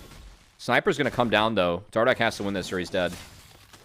Yeah, that's tough. Oh, just off the back of the other play, and the condemn into the wall. That should just be We didn't get out. Oh, he has to flash. They follow it. Sniper with the flash play, and he gets the kill in a Dardoch. He didn't get the W over the wall. I'm not sure if that was just a misclick or Tomio being in the way, so he wasn't up against the wall after the condemn. But man, really unfortunate sequence for Dardoch as it goes from what looked to be a dragon for CCG to a crab being failed to be secured. And Dardoch falling. And Aljun now. Pressure might continue. Glacial Prison in. The fangs sink deep. That hawk ain't going to be winning the fight against the snake today. It will be dinner for Conviction. That's a tough death for Aljun too. You know Tomio's on your top side. You're sitting in the middle of the lane. Had a ward on bot. Could see the red buff not being taken. I think hovering bot would have been helpful there for Aljun. But oh, this is so tough, man. Doesn't flash the Glacial Prison. And again, Dardoch just, that W not getting over the wall is just almost inexplainable to me. Gives Sniper a kill. And I mean, the wins of the sales of CCG just immediately taken down. Again, you know that the enemy jungler is on the top side. I think you got to just hover the bot side of the lane looking for push there. It gets punished. Poor flash too. As Conviction take full control, and we've seen what happens when this team gets control over games, Mazel. They do not look back. They don't. And that's the troubling part about this, as Dardoch's going to move back onto the map and actually look to be proactive, look to take these grubs with one of those traditional swaps that we have seen from CCG. So this part is successful, but man, when you start seeing some of those plays just come up short, it just hurts that much more for CCG where they could be. Came in. Sniper going to get the help of Tomio to not fall too far behind, as grubs are secured by CCG. They did get all threes, so that is at least a nice bounce back for them. As oh boy, Fiji, four-man. They want to shut this down. It's going to be Fiji. Oh, they do. Condemning to Dardoch to get him away for now. Dardoch can't chase down. They're going to try to get Tomio, but he already cleared the wave. This is so precarious for CCG. If they committed so many resources and they don't even lock down Sniper. Meanwhile, in the transition, you have an eggless Aljun potentially going down to insanity. He will make it away, but this is play after play going Conviction's way. I mean, it's going to lead to Sniper being starved out a bit, but you're right, Mazel. Way too much was used there to deem this a lead. No. He has 2 seconds and it's up. It's done. Aljun going to go down again, and this snake is going to be eaten good. No egg found for the Anivia as Tomio gets the kill, and CCG just continue to fall behind. As these attempted plays from them haven't worked. Good defense by Sniper on the top side, but I hate to see the game almost get this far out of control for CCG off the team that is trying to make these plays. And I think it's so close to finding like some positives, but also so far. As Conviction, they've taken the attempted plays from CCG and have just turned it into more for themselves. And that really was the tail of the tape of their upper bracket final meetup. And that's the tough part is like the story has not been able to be changed thus far. Yeah. And it's just a continuation of what we've seen in this matchup. Again, undefeated so far. This split against this team is Conviction. And it's something we talked about earlier, obviously, for Dardoch being the first time we see him in the Tier 2 finals in the longevity of his career. But I know we were talking beforehand, and it's also the first time for a majority or all of CCG. And so it's a big moment for a lot of these budding players. When you look at Fiji getting Rookie of the Split, when you look at Aljun with another attempt, when you have Cody's son paired up with Only 35, who's maybe one of the hottest supports right now in Tier 2. It is a big step for a lot of these guys. It is. And I think that, you know, on one hand, you can speak of the positives for CCG, the fact that this is the first final for all the members, and it is great to see the growth, but also you're going up against the team that hasn't dropped a game in the last 2 finals they've been in. And frankly, for Conviction, it looks like, in spite of what was a bumpy regular season, these playoffs, they've really just returned to form. The form we're expecting out of this team is, we know really the individual might they can bring that has been spoken of. Is some of that going to be attacked now? But Sniper just got out of it. Again! That was easy. Oh, that's so tough, man. It's just not connecting for CCG. That was far too easy, and it's going to turn into a kill. They're not going down. Return kill. Oh, it doesn't matter if you bring the whole zoo for CCG. Conviction are still going to be eating it up. Again, I think that a lot of these games, you see CCG make some of the same map movements, some of the same plays, trying to take advantage of Fiji's champs, shut down enemy top laners. the way that Conviction dealt with it this game was so much better than game 1. I love Tomio hovering sniper. You saw the plays be attempted. They weren't able to find anything. Fiji was forced so far off that bot turret, he felt like he had the TP so he could find first brick with the grubs. Again, none of it goes over and returning to these standard lanes. You see Sniper being the big benefactor off of what... I mean, the first one was definitely a mistake from Dardoch. That was just a good neutralization from Sniper and Tomio of what CCG wanted to do. Tomio involved in all 4 kills early on, and spoke of the strength of the soul lanes for Conviction going into the series. They're the ones that sit with 2 kills apiece. With the help of Tomio, some of the appearances that he's made as Conviction seem to be cruising into control of this game too, up 3k gold and 2 dragons before the 14-minute mark. It's a very good place to be for Conviction. And again, it's just highlighting the power that Tomio has for this team, for other teams. When we're looking back at Luminosity as well, and some of the time of watching him learn how to dictate the map, how to control the map as well. And he does have his mechanical flashes. We've seen this time and time again, even when his solo queue is kind of crazy back in the day. But it is also the power of this guy to go for a facilitator, be everywhere at once, and help his team rise to victory. And it's been impressive to see in this game the absolute control, with some of the lackluster moments for CCG, but the absolute control that Tomio has had. And it just feels like, in so many different times and occasions, again, Tomio, a player that a lot of people look at as, all right, like, not as good as UG, not as good as XU. All he does in Tier 2 is win championships. He's looking for his 5th Tier 2 championship today. And yeah, I think he's been the difference maker in a lot of those finals. Like, going back to the Cloud9 Dignitas Challengers one, where it was Insanity and XU going up against the C9. That was, I believe it was Diplex at the time. And Tomio. Just a big difference maker in that series, as those were 2 pretty good teams that went toe-to-toe. And again, trying to topple. I think they were the heavy favorites coming into the day, going up against CCG, but trying to make it look like they were heavy favorites. Been exactly what Conviction's been doing so far off the beat of Tomio's drum. And now we're seeing a collapse play into top side by CCG. He gets unfairly bounty, finishing the back as the troops were coming down the wave, and that is going to be a back and reset for both sides ahead of the Rift Herald in about 30 seconds. Still got to give CCG props with the earlier take of the grubs. They will have some potent siege power if they are able to get into a position that favors them, but the timer maybe doesn't, with these dragons starting to stack up, which has been saving grace, it feels like, for Conviction so far today. It's been full objective control over the dragons, with a couple given over in that game number 1. I mean, hard to use those grubs against the Cassio Vayne. Is Conviction, again, just going to be very happy to play out 3 lanes and be strong enough. As Aojun under siege here in the top side. No. Combo coming in.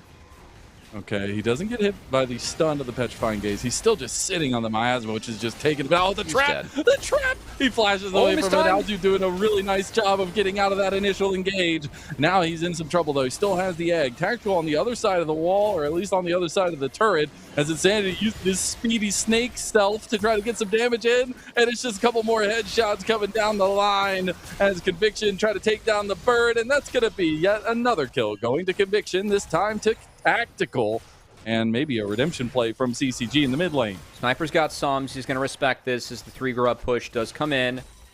And will net the brick for CCG, but of course that first brick was secured by Conviction on the bot side.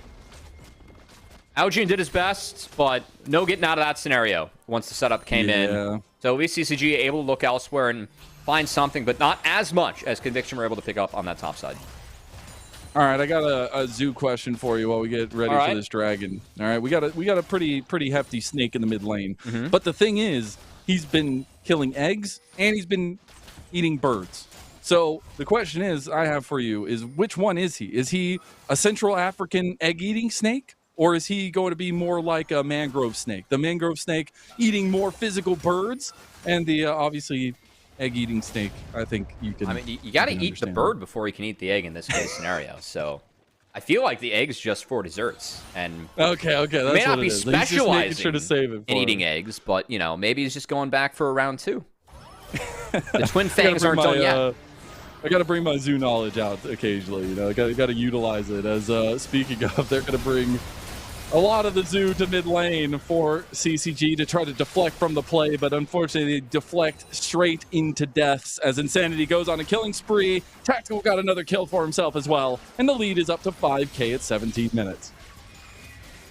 Thought we're going to fall, and again, CCG just didn't feel like they quite were able to get into this game overall. As I think the first few plays that were attempted, and hey, you know what? We put the spotlight on mid and jungle because it really feels like, to me, Dardoch needs to step up as the one player I feel like on paper that people look at for CCG and be like, all right, this player is better than what we saw out of Tomio and Conviction this year. And also for me, a lot of resources were put into shutting down Insanity in that first series. He dealt with it really well and was a monster in the later stages of that series too. This was Tomio putting resources into Insanity and really getting the best of that mid lane matchup, and Tomio getting the best of the map. So just everything firing here for Conviction early on, as this is a very significant lead. 6K gold and 3 dragon deficit, going to be very difficult for CCG to overcome, but looking to target does he get out of it again? Oh my god, he got out of it again. I don't think Fiji's been able to connect a second R onto Sniper a time. He's in a 1v3. He's winning it right now. Sniper gets the kill on us. Oh, Fiji goes down. The award for Rookie of the Split does not protect you against Sniper going Vayne in top lane. It wasn't the best regular season for Sniper, but boy, oh boy, is he really come into his own and what we expect out of Sniper in the playoffs. That is always good mechanics and good plays being made. We've seen some of that flashiness shining through. A Sniper, some good tumbles, good save of the tumble there on the super mega fire kick to get out of that one. Turn the play onto the Milio and keep the advantage up for his team as his jungler able to pillage the top side of Dardoch, and Bounty even trying to guess the dash of Cody's son, doesn't find it, but this speaks to how far ahead Conviction is. The fact that we're hitting these inner turrets as a two-man tandem 19 minutes in, and CCG again. The attempted plays they look to make, tried to make in this game, just never really got them into the game. Tactical just finished an IE and then also completed a Noon Quiver with a longsword. That's a lot of money he just spent. And it's a continuation of dominance for a team that is 3 parts of one of the most dominant teams NACL has ever seen, one of, in Luminosity last year, and it just continues to be that way. The thing I love about this team is, I know a lot of people complain, like, why do we have veterans playing in NACL, blah, blah, blah. I think it's the motivation for me that gets to me, and that makes me very happy to see these kinds of plays from this Conviction team, because everyone on this team is motivated to make it to that next level, right? We've seen them, for the majority of them, at that next level, and they're hungry to get back there, hungry to get to that level of competition, and you can hear it when they're talked to or talked about. There is not something besides, finding these pushes that is holding these guys back from making it to that next level, once again improving themselves, which in Tier 2 is all you can really ask for. Yeah, I mean, they've been dominant. There really isn't anything else to say. They've been winning in a version where they're not dropping games in finals, so you cannot ask for anything better than that out of this team. You can't ask for more consistent regular season performances, but when they can turn on the Jets like this in the playoffs and do what they've been doing, well... They even said they were like, regular season, whatever. And you blame them. Yeah, they play at a different level, and that is what we've seen as not stop the winning. And even with some of the changes, I mean, Zeyzal was the biggest voice within this team. I think losing Zeyzal is a big loss, as he's always been a standout player for me when he's played at this level. But again, just even more kudos to everyone else stepping up, and Bounty stepping in for that role as Conviction. Oh man, Greedy back there. Gonna be punished. He uses the Breath of Life, the flash from Insanity to try to get the distance here, and only 35. We'll give it a rampage to Insanity as Bounty comes over the wall here. Dardoch trying to find an escape. Aljun taking the brunt of the damage from Insanity. And they're gonna TP onto the Baron and start this one up. Yeah, this Snake got ahead, and again, a lot of teams playing the Snake, just given how strong she is in lane, how well she can scale. But Insanity's Cassio has been insane. There are some champions that he pilots that just look different. This is one of them. Yep. Nice. He was even one of the ones bringing it out before it got back into popularity here. And finding another big performance. Oh, that's a big tempered fate, Fiji. You got to save your buddies. Oh, the egg comes down, and all of a sudden, Insanity turns into that African egg-eating snake and takes him down. That's going to be the kill over to Sniper. Re-engage from Dardoch as a last-ditch desperation effort. It's going to be a triple kill. Come on, chase him down. Give him a penta on the Vayne top. but it's just going to be a quick triple into the Baron. Conviction making this game look easy. It was a really competitive game 1. But this game 2, CCG, again, the plays they attempted early on did not convert. As we get a second look at our Phillips Norelco precision play. Shout out to Phillips Norelco for keeping us sharp on the broadcast for the entire split. As BG hit the second part of the orange. Yeah, he did. Sadly, not good enough. Dardoch going in as a one-way trip. Couldn't even find Bounty on the back half. As Baron getting killed while we look at the replay. Will get picked up along with that top inner turret for Conviction. And the train continues as this game looks much more reminiscent of what we saw in that upper bracket finals matchup. With attempted plays from CCG going sideways. Conviction prioritizing econ in all 3 lanes. And when those plays go or they go sideways, you get more econ from the side lanes. We have seen Conviction do a lot with that. And now an 11,000 gold lead at 23 minutes in, and they're about to get the soul of an infernal soul if matters couldn't be worse for CCG. And the big worry here is that a lot of, like you were saying earlier, the wind gets taken out. So I love seeing some of the cameras. I mean, I think CCG realized the position they're in. I still see some smiles. I still see some laughs. That's really important because they're going to need to wipe the slate clean and come in next game to try to start the reverse sweep if this game does come to a head like it is right now. But it's a team that feels like they're getting the wind knocked out of them here, and they're going to need to find restitute and be able to come back into it. You know, Coach Autoboost talked a lot about development and speaking to, in the pregame interview we had, just having voices like Dardoch, like Cody Sun within the team yesterday as they prevented the reverse sweep to make sure they got to the finals against Conviction. Going to need to dig deep and find themselves a reverse sweep here if they want to be holding that spring split trophy for themselves. Again, no signs of letting up here for Conviction is weird. Oh my God! Oh, that was a good headshot. Bounty gets taken out by Cody's son. They got the kill. It was going to be the second for them, but Tomio was looking for a little bit more under turret. That wall actually does a really nice job of stopping their advance. Sniper just immediately goes to mid lane, though. Insanity does as well. So they're going to try to continue sieging down with this Baron buff. Still have it up for another minute. Sniper feeling feisty onto Cody's son. Does pull out his barrier. The turret's going to fall nonetheless, though. Aljun, the only one left out to defend. Big Cannon going to work there. As again, this game just kind of feels like a death march until we get to game 3, Mizel. We'll be delayed a little bit there. CCG gets the kill on the Bounty. Gonna it's not fair. They can't impact leave the their push, but doesn't really have an impact on the game. As this is a 12k gold lead Infernal Soul with scaling a Kate Cassio behind it. I think it's going to take a miracle for CCG to break out and win this one. So we were a little bit hesitant about the Vayne coming through for Sniper. How are we feeling now? Results-based analysis? Oh, he made me my words, that's for sure. I stand by the theory again. We saw the attempted plays that CCG made, and their priority that they put on really making enemy top laners feel uncomfortable, using the CC that tank spring, trying to have an impact on the lane. How Sniper played out of those scenarios, though, was just it was perfect. You could not ask for more out of Sniper in that case scenario. So the Vayne looks good, and was enough to make sure this game won again. Just a big emphasis on the solo laners top side, and even Tactical and Bounty able to find the lead after getting solo killed early on by Cody's son and only 35 in the 2v2. I think that's one where maybe you look back at this game as CCG and be like, why did we swap? I know I can understand trying to target the Vayne, but also your 2v2 was winning this time. You could stick around and try and pressure, and in the window where they went top and Fiji TP'd out, Tactical and Bounty did get themselves back in the game. They did, yeah.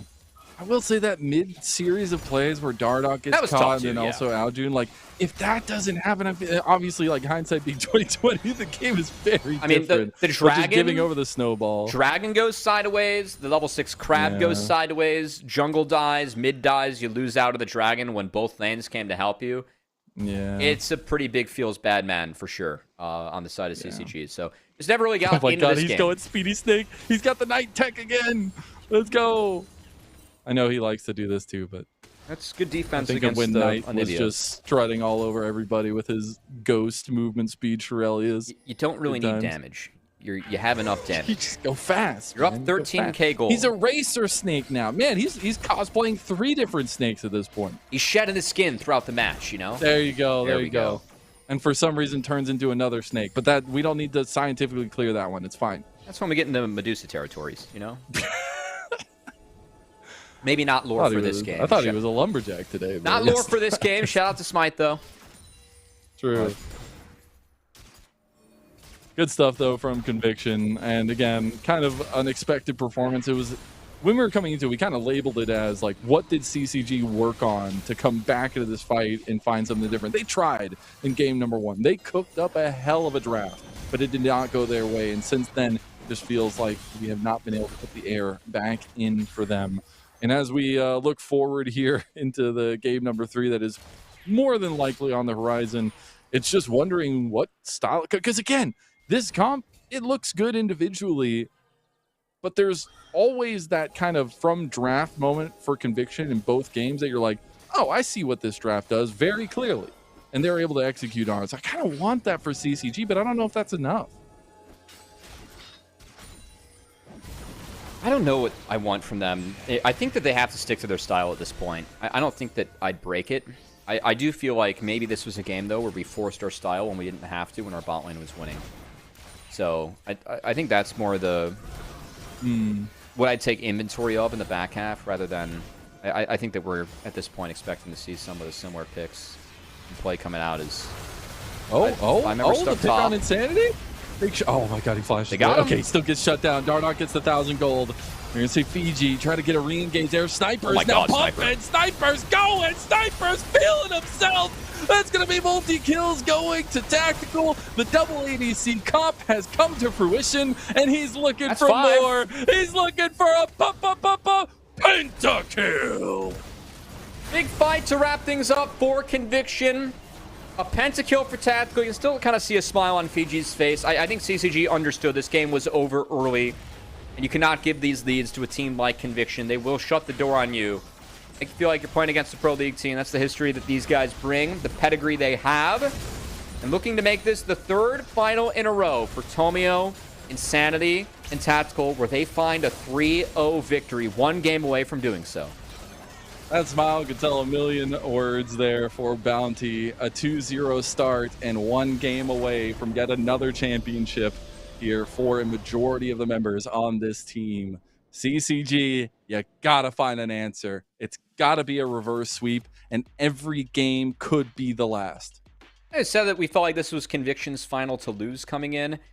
Still kind of felt like it feels that way now.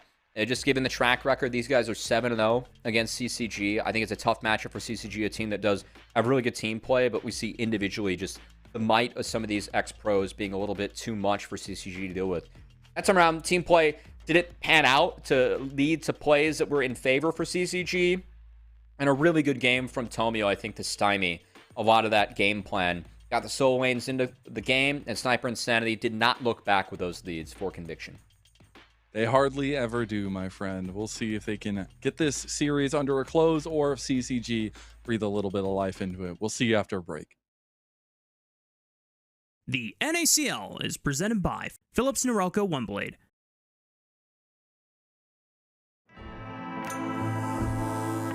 Trim, edge, shave. Trim, edge, and shave with Philips Norelco OneBlade. 1 tool for all you need.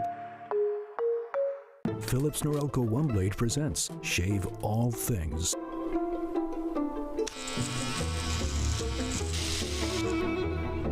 Your style made simple with Philips Norelco OneBlade 360. I think this is going to be a bait fight. They're going to get engaged on now.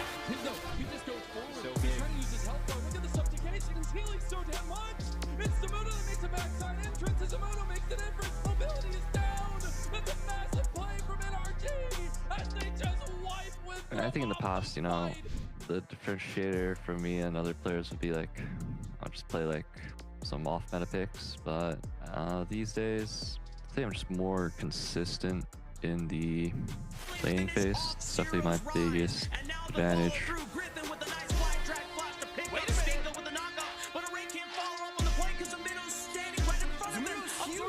Definitely trying to help everyone on the team get better if possible, like whenever I can.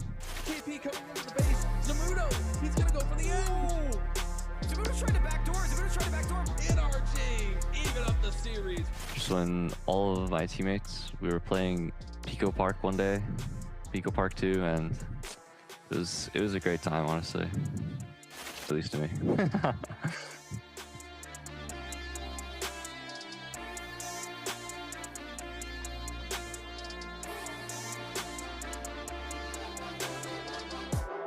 Going to be a little bit difficult. I mean, credit to Supernova. They tried. I think Music was able to creatively get into the pit. But There's that flash. There's that dunk down we were looking for. Double dunk. Oh, the flash in place just to get the knock on to Levitate. UG is in his bag on this Jarvan. I think for us, I would say just playing together and not throwing our leads. Yeah, just playing together in general. But this is so gross. Just he flashed the flashes W. He reacts, flamethrower. flashed the W. That's what's insane is even with the jump and even with knowing he was coming in. Just waking up early because we're trying to practice for NACL. I'm in CL lineman, and we've been waking up at like 8 a.m. and showing up at like 8. So yeah, just eating usually brings us breakfast. So that's probably been my favorite moment so far.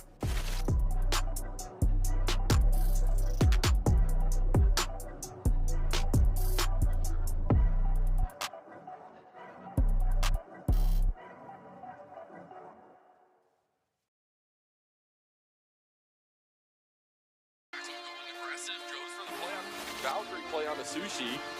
Doesn't get what he came for though, and now Tonio pays the price for it between worlds for 5 Mini. He's pretty fed too, and it's all of a sudden Conviction without health bars, without bodies, and without a say in this series. I would say my laning phase. I think I am probably one of the strongest laners when it comes to like how the matchups I think should go, and I'll always have a good CS per minute. So I think that most of the time that'll make me stick out. I'll have a decent gold lead throughout the game, and then I can kind of snowball that later into the game. I think it was lethal either way, but yeah. I would say the thing that I learned the most this split is probably consistency. I think that if you make sure you're doing the right thing at the right time throughout the entire game, you will often be put into a good spot where you'll perform and do the best that you can. And that's just the goal that I have in every game. It's either like my pentakill, my first game, or the game 3 MU match.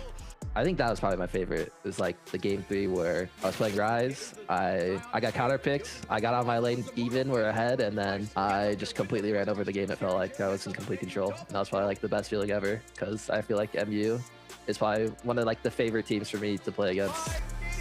How about it? Rip it through Maryville. It's a triple.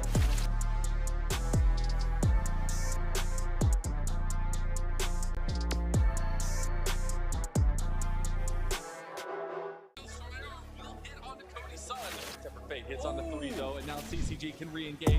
Looking for the double, looking for the triple. He's going for a big knock-up city here, and Dardock and Fiji leads the way. There's gonna be Adam locked down, dragged out, and Void Rush. Tanks, just playing tanks more than carries, like going down gold in the early to facilitate my team in other ways. From the Sterix, the encore comes through. Void Rush is gonna be used. Double CC chain. Cody Sun is still firing away, but is it gonna be enough? Decimating Smash is not, but it will be the kill as Cody Sun. 5 Mini finds the backline, goes for the AoE. He's gonna be bursted down. He gets knocked up. Dude, Fiji is having an insane fight right now.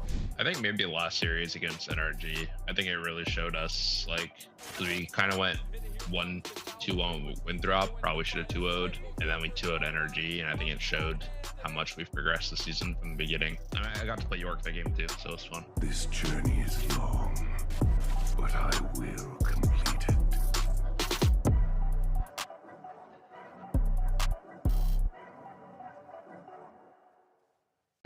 I think this is going to be a bait fight. They're going to get engaged on now.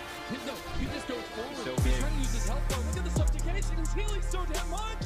It's Zamudo that makes a backside entrance. And Zamudo makes the difference. Mobility is down. That's a massive play from NRG as they just wipe with. And I think in the past, you know, the differentiator for me and other players would be like, I'll just play like some off meta picks. But these days, I think I'm just more consistent in the laning phase. It's definitely my biggest advantage.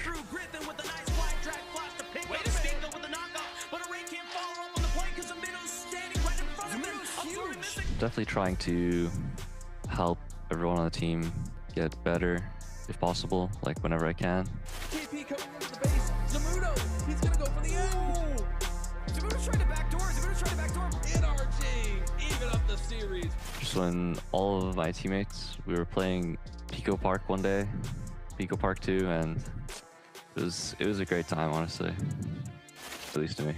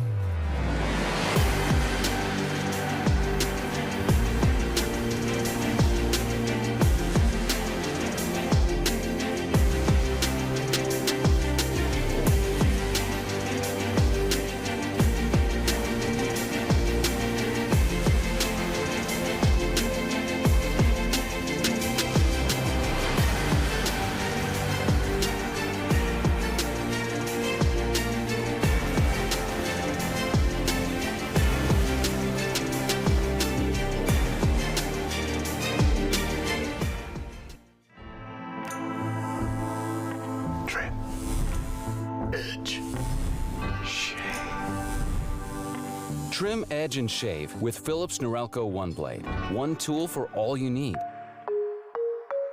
Philips Norelco One Blade presents Shave All Things.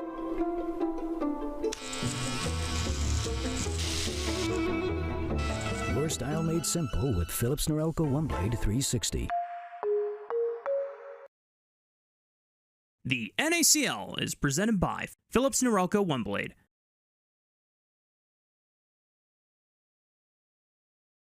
Welcome back, everyone, to NACL, presented by Philips Norelco One Blade. I'm Mazel, and joined by Cubby, and we are here in the grand finals of split number 1 spring here of 2026. And we do have one-sided series so far on our hands. Conviction 2-0 lead in this best of 5 over CCG. Yeah, and game 1 was close. Game 1, I think, could have went either way. Scaling a Conviction kicked in, and they ended up being the better team for game 1. This game was decided early. First few plays from CCG, overloaded for the Dragon, overloaded top around Grubs. They dropped the first Dragon. Dardoch ends up dying after that. Aojun ends up dying after that. The top lane play they don't get enough for, even though they get 3 Grubs. And from there, really was Conviction taking off with that game. They've drafted immense scaling in their team so far. Really curious if that continues, because it feels like a strategy that they can run into CCG, just understanding that CCG is going to make plays, going to try and overload, and Conviction can try and lean on their individual strength to survive that, and then be strong later on with these champions, because that was a game they got full control of early on, did not look back. Tomios did a really nice job of controlling the map in that one, and Sniper and Insanity really ran away with those leads that ended the game at a tactical pentakill. So everything firing for Conviction in that game too. Yeah, the double ADC comp working out once again. But my eyes turn to, obviously, CCG, because it's up to them to find a solution for this, a solution they have not been able to find since facing this team this year. I want to try to dissect the things that can go right for this. And we have seen Dardoch have incredible games if given the avenues, if executing the avenues. And this team has shown some serious fight in the playoffs, and they have one life left to give here. We got to see them give it all now. We get the Nocturne, the Nasus, and the Jarvan ban for Conviction, who will remain on the blue side, and we will see them have first pick as well. So CCG will have counter pick, who banned away the Gnar, the Varus, and the Jace. Ryze's worst matchups are off the board, and the Orianna, the Cassio, and the Anivia, so Ryze is going to come through for Insanity. To it Aljun once into that one later.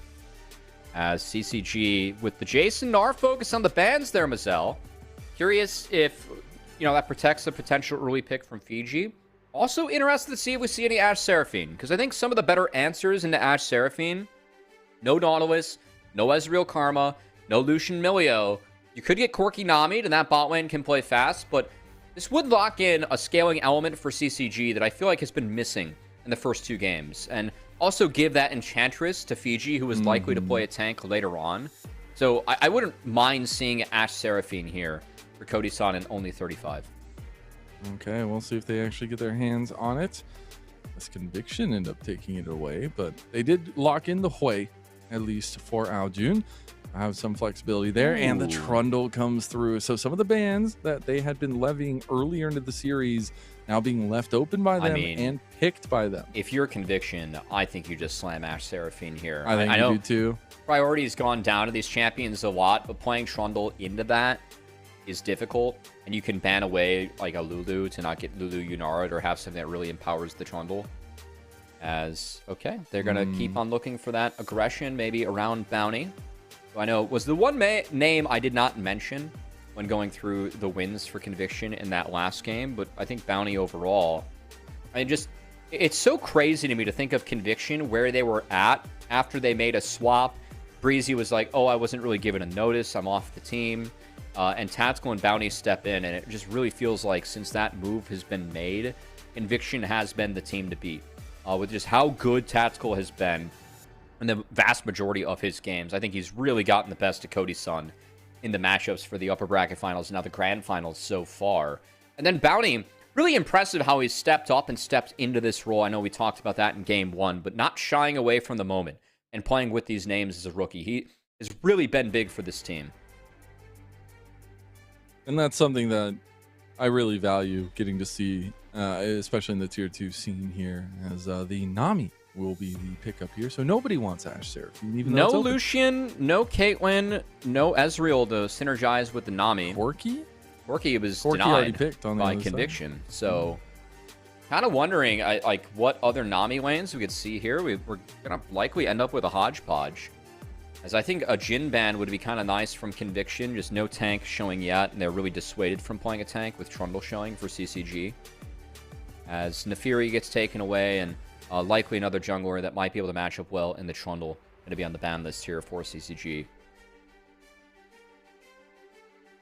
And I do wonder now if we see some of this secondary focus into the jungle matchup, as we already see the Nefiri banned away this time to Tomio. But if they're going to just continue to hold focus that, because the focuses are going to be different. I mean, you look at that Conviction already banning away the Sivir, the late game carry. That's kind of a weird one to me. I feel like Conviction's also fishing for what synergizes well with Nami. Why, again, I'm kind of keen to take Jhin off the board. Just to it gives a lot of range advantages. Okay. Well, no jungle versus Trundle being picked up, but no Sniper Ribbon.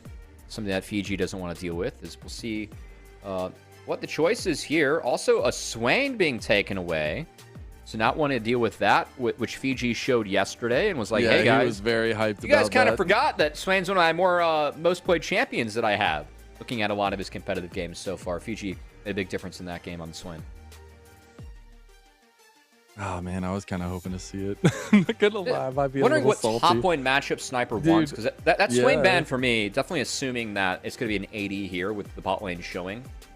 That Fiji will get a counter, as it is a hodgepodge lane. It's going to be Xayah plus Nami.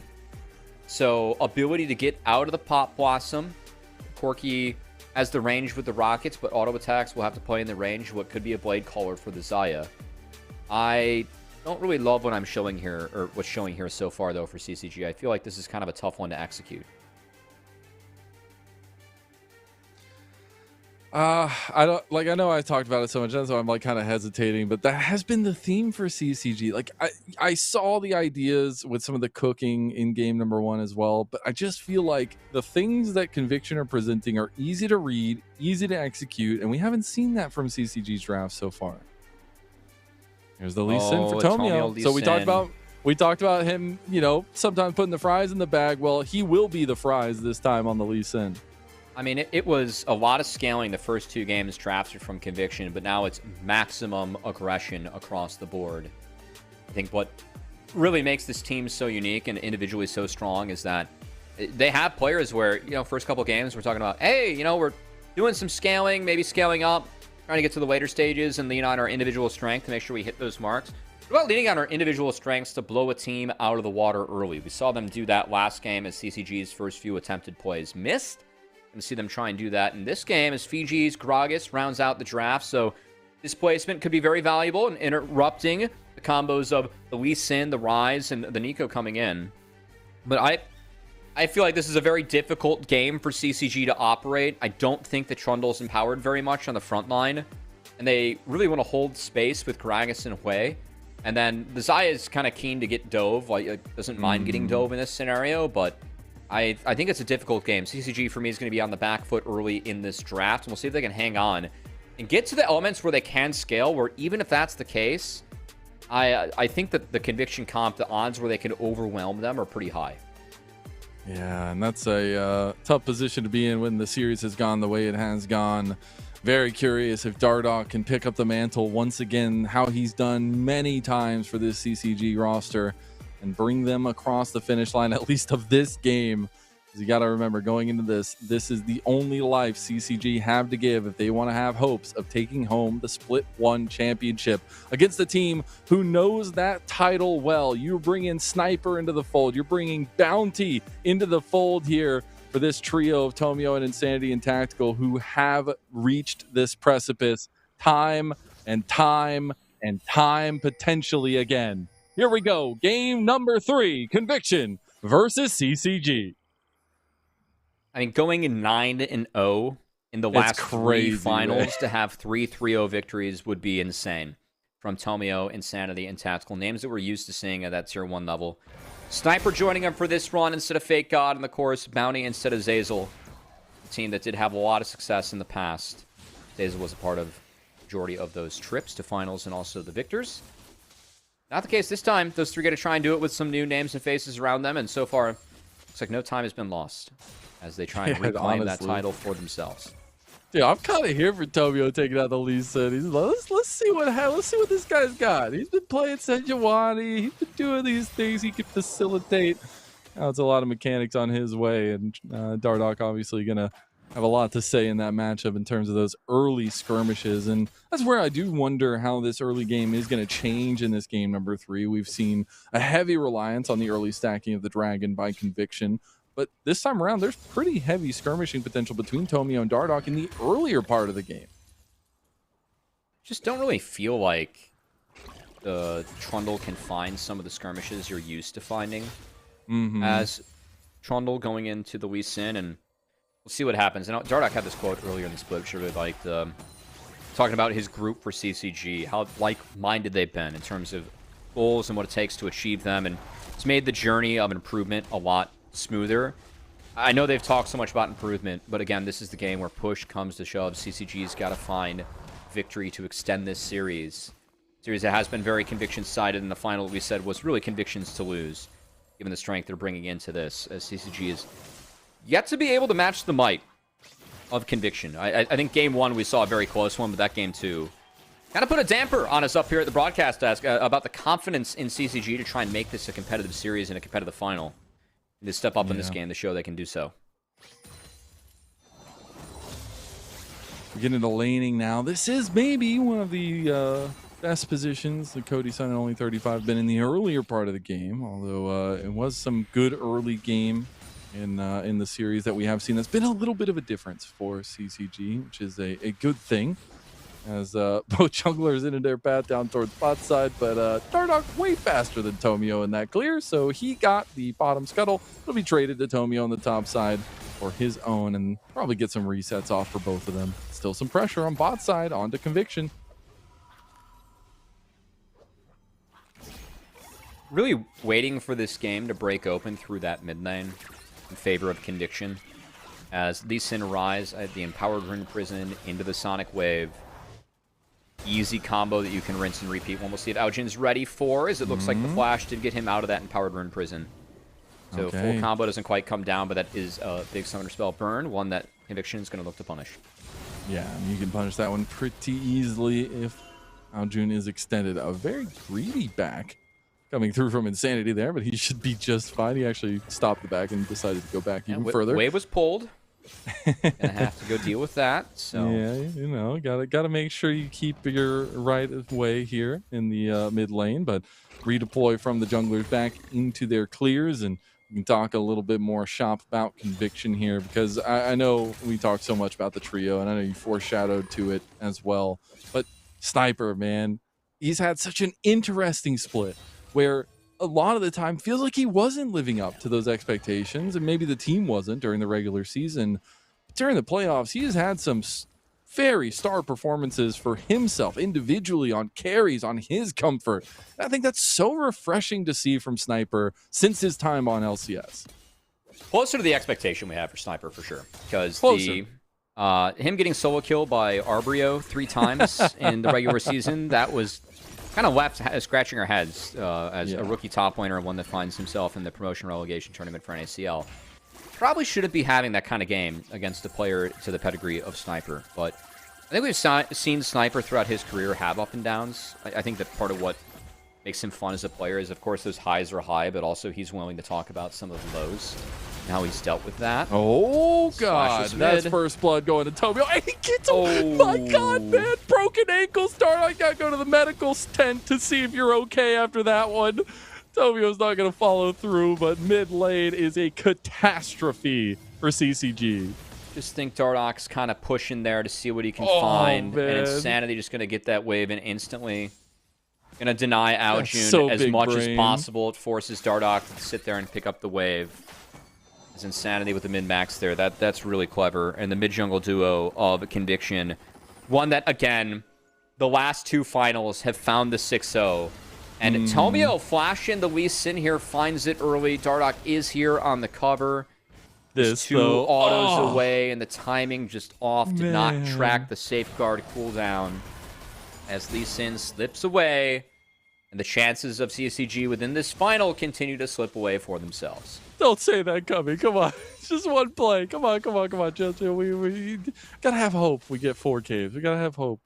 But yeah, I mean, Tomio has been showing off his mechanics, and now we really are getting that here on his Lee Sin. Something that has a little bit of a track record in his individual self, which is really cool to see. But yeah, I just think that record that you bring up is so incredible. I mean, that Luminosity team was insane. It was insane to follow their story. It was cool to see their motivation.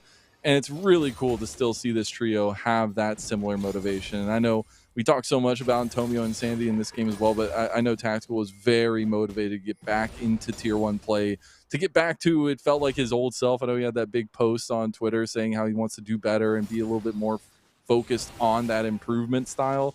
And that's the thing as well for Convictions. We've seen tangible improvement from them here in the playoffs. I mean, again, I feel like it's more of a reclamation of the level that we really expect this team to be at. But I really feel like, in hindsight, gotta have some, maybe some people in the scene eat their words when it came to the Conviction swap. As I know I didn't have a lot to say about that. I had more to say about a different swap that happened in the regular season. And frankly, for this one, I really feel like Meech just wasn't performing in the split. And Bounty for Breezy was a surprise, but one that I feel like Bounty has earned as he has played with this team. Tactical's earned it as well with his play. As Tactical, I think, has been a big upgrade and a really big player to step in. As he has tried to reclaim that LCS mantle, as this jungler right now forces Dardoch out and looks to claim the first dragon of the game for Conviction. Look at these cheeky plays, man. Bounty and Tactical are hanging out in the blue side bush there, see if they can catch him. Now Bounty is like aggressing on only 35. He's got to be a little careful there. But meanwhile, this entire time, he's been just taking the dragon. So we get Conviction's first dragon a little bit later than the last couple, but Bounty now caught out under turret here. He'll get slowed down, but not enough because Tactical's got the Gatling guns going. Cody Sun finally gets back to lane. Bounty doing an incredible job there of delaying the play from CCG.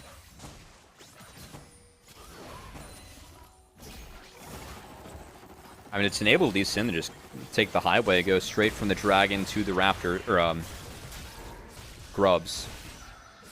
As double objectives. 3 Grubs being secured, and I feel like CCG, again, just with the draft we have, kind of signing up to losing some of this early game. We got scaling elements. I will like what Zaya is going to be packing 3 items and later. I think Hwei at least needs that Blackfire Torch under the belt and mid to really start doing some work, and we've seen what Trundle can do with 2 items plus and taking away stats. His best target's going to be Renekton in terms of snagging stats, but Renekton doesn't really build resistances until his 3rd item, so I think it's going to be slow trekking, slow moving here for the side of CCG as they continue to try and scale up. Also, tracking Fiji's items, no tier, no Roa purchased so far. So, not going for the scaling Gragas builds that sometimes we see on that top side. I'm curious how that's going to impact the rest of the game as well. Some squishier members, I guess, on Conviction's side as well. Be able to take that back line as we look bot lane.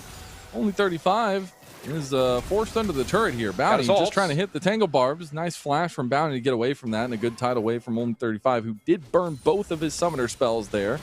See if that can be returned to, but I do like some of these proactive plays by Tomio and co, as he already has his Eclipse, so why not? I mean, Lee Sin versus the Trundle, that pillar that is such a big tool for Trundle, you don't really care about as Lee Sin with all the movement you have as Fiji. The flash play from Fiji, but the return flash from Sniper saves his life.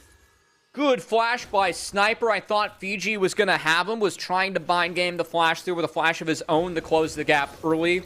Sniper was ready for it, though. Flash is out of the combo. Will have to TP back to the lane, so Fiji going to win that cooldown. A little bit of a TP advantage for himself. Well played, but nice flash by Sniper to escape. I thought Fiji had him there first stack. Yeah, it was close, but just by a hair's margin there for Sniper. I think got to be a little careful. He does have his health bar obviously there, and a nice bait play. Gets Dardoch down about half health. They were trying to get the fear coming down from Aljun, but there's nothing else to have. But we are getting a lot more 3v3s earlier into this game, Cubby. Yeah, I'm still thinking about that topside play. I think it's one where Fiji doesn't... Oh, hold on. Pop Blossom Bounty hits on the 2. They've got the damage. Look at Tomio go in. It's going to be the big trade there, but it's already Dardoch down. Aljun trying to get away from Insanity. Does make it away for now. The bubble does not connect from Only 35. I mean, not going to take more, but is able to find the play. Bounty sacked his life, but that was a nice engage. That, honestly, the fact it was a 1-for-1, really the best that CCG can hope for. As you can see, health bar is still heavily in favor of Conviction. Tomio trying to continue the play. Dude, Tomio is gaming on him. My God. The confidence that's coming out of this man right now is just, look at him play. Look at him. He's just having a good time, just kicking people left and right. 4 kills for the goated jungler for Conviction, Tomio. CCG just got stuck. Conviction, the players that have been in finals before, taking it to the team of 5 players that have never made it to a Tier 2 final. As everything firing the way that you want for Conviction. Before, I'm still going to talk about that top play. I think if Fiji doesn't go for the auto, like he just E-flash Qs, maybe he can get Sniper. But the auto creates the window where Renekton can flash away. I do think Fiji needed the W-empowered auto to hit the damage threshold. I'm not sure if just the E-flash Q could have gotten it, but as Siri play though. Bounty, nice double root. Gets the Pop Blossom out before he goes down, which ensures that they went out on the health bar war, but the continuation was the real flashiness for me. Aojun, no flash, now able to get out of this, and honestly, Only 35 would have been better if he sat on that control ward, just never showed his face and tried to escape that way, because he was stuck. Good Realm Warp really put him in a jam, trying to get out, and Tomio, he thrives in the jam. He turned that into some jelly. He does. Yeah, absolutely. He's stomping him with his feet, because he's Lee Sin. I wanted to hopefully see the new Lee Sin mechanic there. Unfortunately, Only 35 was not in the direction that the body went flying, but maybe we'll get to see kick. It. Yeah, because you could see there the animation on the play was still like a physical object, which is always cool and interesting on how it changes the game. Obviously, hasn't come up just yet, but it's the little things. As speaking of, it's not so little, the Dragon lead that Conviction are getting. We did see Wilson with a really big kick yesterday into 3 that changed the pace of that game. So on a lookout, see if we can change this one. That said, Conviction. Don't worry about that smite. anything so far. Tactical, They have the lead, tactical. but Dun, dun, dun, dun, dun, dun, looking dun, for a dun, pick. dun, dun, dun, dun. Are they going to do it? Oh, they're too late. He's going to get out. Bounty stop. Tidal Wave comes through. It's truly a Sharks game here. Is Dardog going to try to run him down now? Tactical getting flashed on. The Pop Blossom Tactical. He's finally going to go down to Cody's son. They get a couple in the bot lane for CCG. I mean, it took a trap. It took the mid lane coming down, but that is a win. That's that trap being laid by CCG, or onto CCG by Conviction. Dardok walking with his mid laner, getting Aljun back into the lane. Might look to pressure Insanity. Does have flash. Oh, they're so back. They're so back. The kick away, though. Tomio gets them away from the damage combo from Aljun. And Aljun will unfortunately not be able to hit the Shattering Strike there. And at least now we'll see how this pressure goes, because Tomio is going to be getting the rest of his camps back and probably have a lot of gold. Maybe even closer to a second item. I don't think this game is out of reach, though, for CCG. Like, if you would have told me in this draft that it was a 2-dragon, 3-grub lead at 15 minutes and even gold, I obviously CCG is down, but they're not out.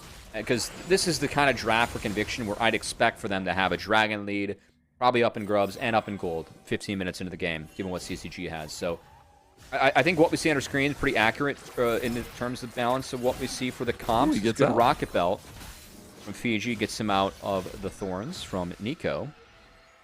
We'll shift pressure onto the Rift Herald, though. This will be spotted by CCG.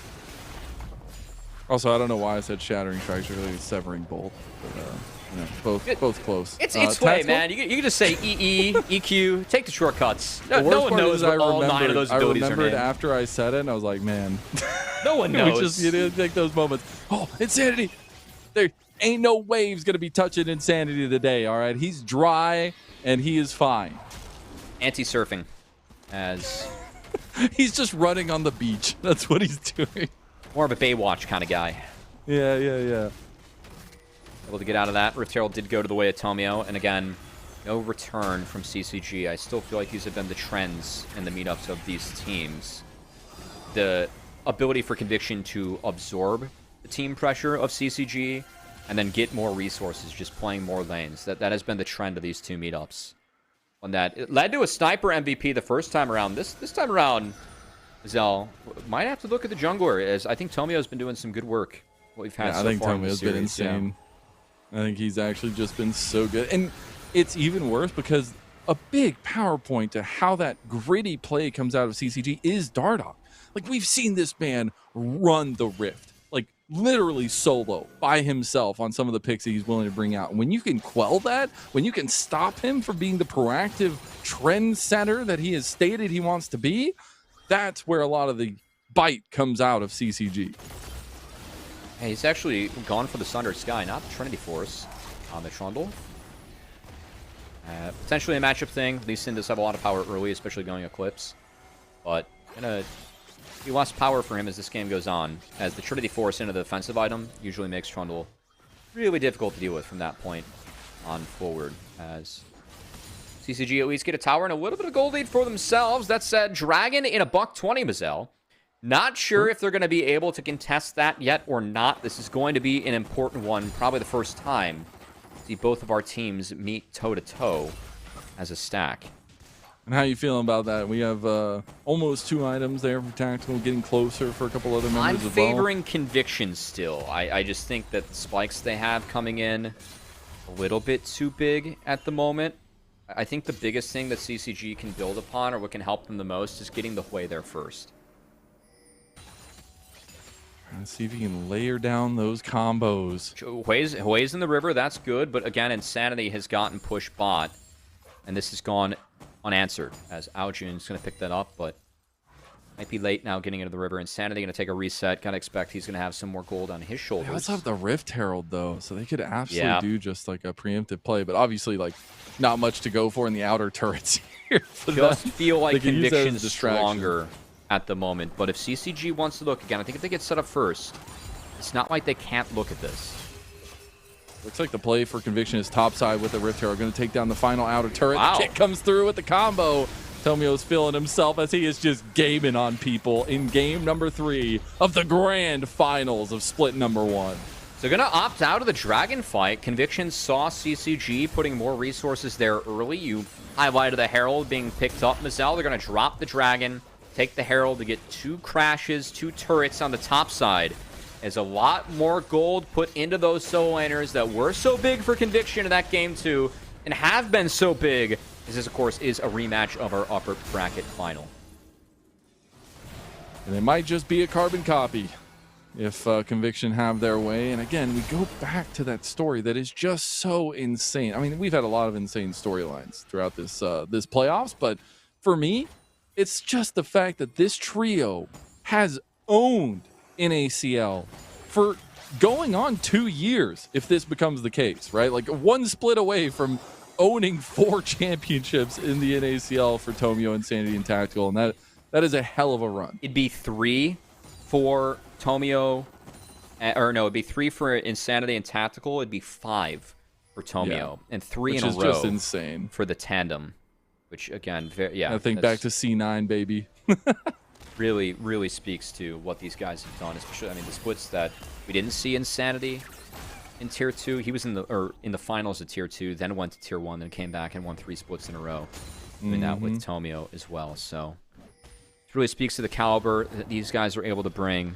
Turn down the Jets for the playoffs when it mattered most. And Insanity, I know Insanity and Conviction had a tough split, but I still had such trouble keeping Insanity out of my All-Pro vote. I was like looking for reasons to throw him in, because eye test-wise, you watch this guy play against the other mids in our league, and he's clearly very good. And then oftentimes has a leg up against the rest. As he's shown in playoffs, that leg from Tomio, though, going to secure the crab. As post 20, crab. Those getting powered. It'll help control the Baron, but again, no inroads really being made yet by CCG. It's just inroads by Conviction in these side lanes, sitting on a lot of the gold that was just gifted over to Sniper and Insanity. He's up a half an item now against this Gragas, and is going to throw his might around to get good push into this bot side. And the trouble is, you can't just like instantly get a hype play, right? This has to develop over time. When you're down and out, you need somebody to kind of re-energize the moment.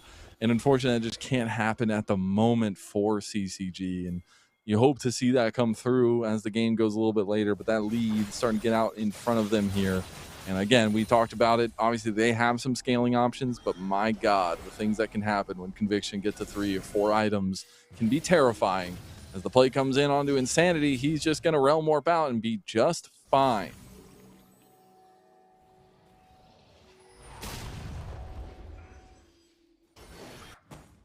Easy peasy. I'm trying to think of like what breakpoint or what time in this game I want CCG to go for it. As I gotta be around a dragon, right? Well, yeah, but like which dragon do I feel like they're going to be strongest at? Because Gragas didn't exactly go for a build that I think is entirely useful later on. Hui will scale nicely, but Ryze is tough to move. And Xayah for me, I like Xayah in comps where you're going to dive. I don't love it in the comps where you can get poked out. And I know that Hui Nami helps with that, but going up against Corki, the big ones from Corki can do a lot of damage later on. We'll see if Tactical is able to connect and really harass this Xayah before the objectives start. As our minute 45 away from that dragon spawning again, with it being a little early in the game to look at Baron. Both our teams prioritizing control over the bot side. GG. Just constant side lane plays. Oh, he lands the point blank into the dragon range kick into the combo, and Bounty hits the Tangle Barb on the other side.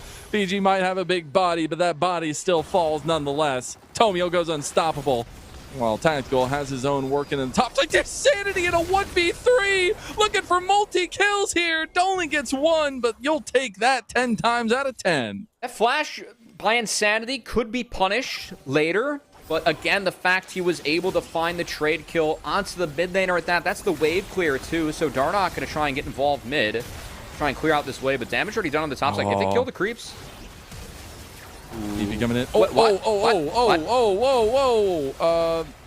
Chrono break? No. Flash into the bubble. Sniper That's a new flash one. into the bubble. He wanted to Ruthless Predator. Banana comboed back into the bubble. It's fine. Nothing to see here. We walk away.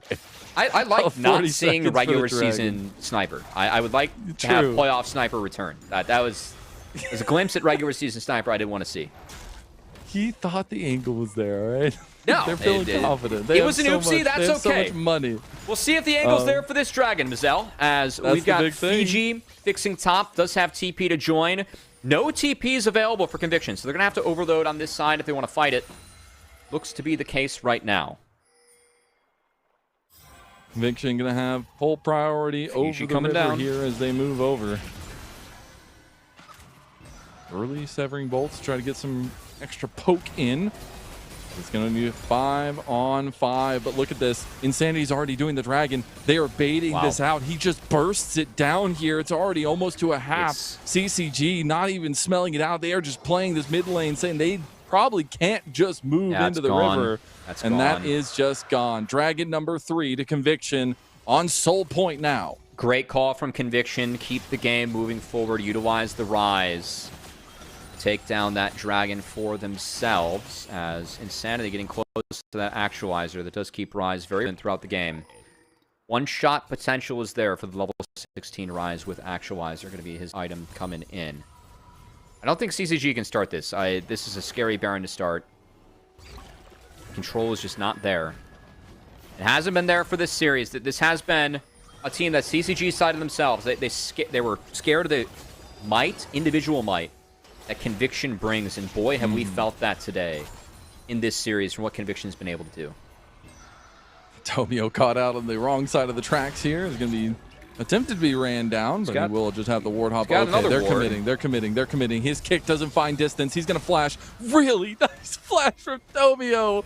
Gets him on the other side of the cast. Meanwhile, Cody Sun getting caught in mid lane, but it's going to be an attempted turn play by CCG. A big spiraling despair hits, and Aljun does take Bounty down. Now on the back cusp of that one, Sniper's also going to get dragged down. Can't find the redemption kill, and that's 2 in a row, and a shutdown going to Aljun. 2 big shutdowns. Conviction again trying to play more lanes. Insanity was top, didn't join with the Realm Warp, and kind of caught in transition there. Conviction was as the reach from CCG reaches them, and now CCG with the numbers advantage. They're going to turn on this Baron. Sniper does not have TP. He's up in 35. Going to be a numbers advantage, but they've not seen Insanity yet. They haven't. He's waiting. He's in the wings. Tomio's going to go for the 50-50. They see him now. The AoE that can come down from Insanity is insane. Dardark's going to try to get him out. They're going to reset the Baron here.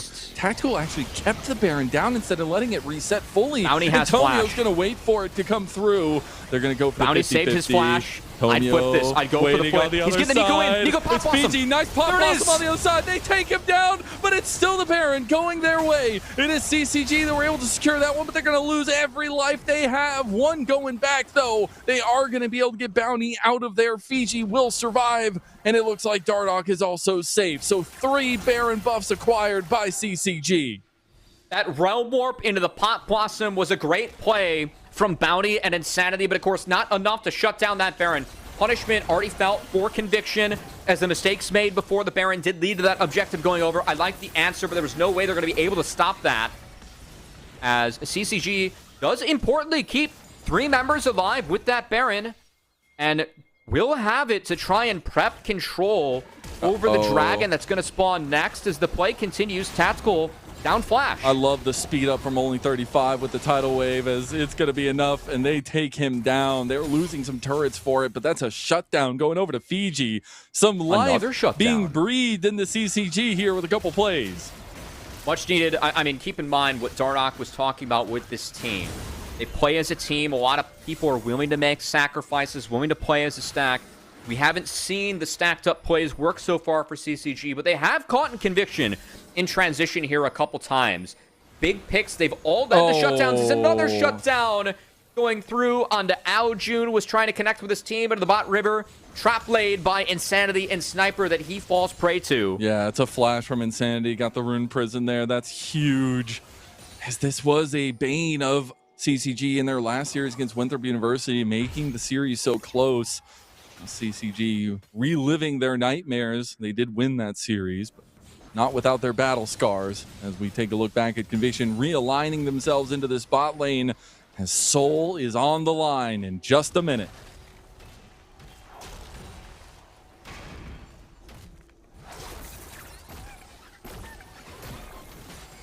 This has to be a Soul that you prevent. I really feel like if it's Cloud Soul that goes over to Conviction, that could just be the backbreaker. Yeah. This comp with Cloud Soul is insane. Renekton Corki just abuses it so well, given when it procs and what it's worth, not to mention the Rise. Nice Stars for chomp. Rise, but still. 3 items, CCG, they're using the Baron to set up. That Baron expires when the Dragon comes up. I'm surprised that they stuck around with this push bot as long as they did. I know that Infinity Edge is big to have for Cody-san. Yeah, that's 3 item Cody, spikes. He's got to be a focus in this next one, because this is a big break point for Cody, and what we were highlighting earlier on is could be the break point that CCG looks to try and push harder. As their crit marksman pretty online now. All right, so CCG are the ones that need to get there first. They know they need to fight over this to deny Conviction. Conviction could counterplay by focusing elsewhere and just giving over another dragon. Tomio's already on the wave. I mean, he's catching this between the inner and the outer, and Fiji... He might be caught. He has a GA, but that's not going to survive long. He does burn the flash, has another ward hop to get away. Ooh. My God, he's so slippery. Meanwhile, Dardoch, is he going to be as slippery? Realm Warp in. Insanity might have just cost himself the fight. He's going to get bursted down by the Spiraling Despair. He does shield up with the Seraphims, and now here comes Bounty with the 3-man Pop Blossom, but Cody-san is ripping and roaring. It's going to be a nice play by CCG. All together strong. It's a big pick on the side by Tactical, and now it's going to be CCG. They're getting whittled down bit by Conviction. The pillar was big, but the Xayah couldn't come DPS with Cody-san. As was kind of caught in transition. Tactical was holding the line. The rocket that connected onto Aojun was big. And I thought the extended fight might have been there for CCG, but not the case. We're going to have to fight a Conviction that's going to be up a Cloud Soul now for the rest of the game. And that is one nail in the coffin here. We've seen finally some of the team fighting that we wanted to see, that we loved to see in this CCG run in these last few minutes, but it might just be a little bit too late, Cubby. I feel like Cody-san got really low in that initial fight. They tried to get Cody-san back up to full, and he just wasn't able to transition to that secondary take around the Wolves, where Insanity held strong. Seraph Shield was big. Was able to get full value of that. I'm sure he comboed Actualizer as well.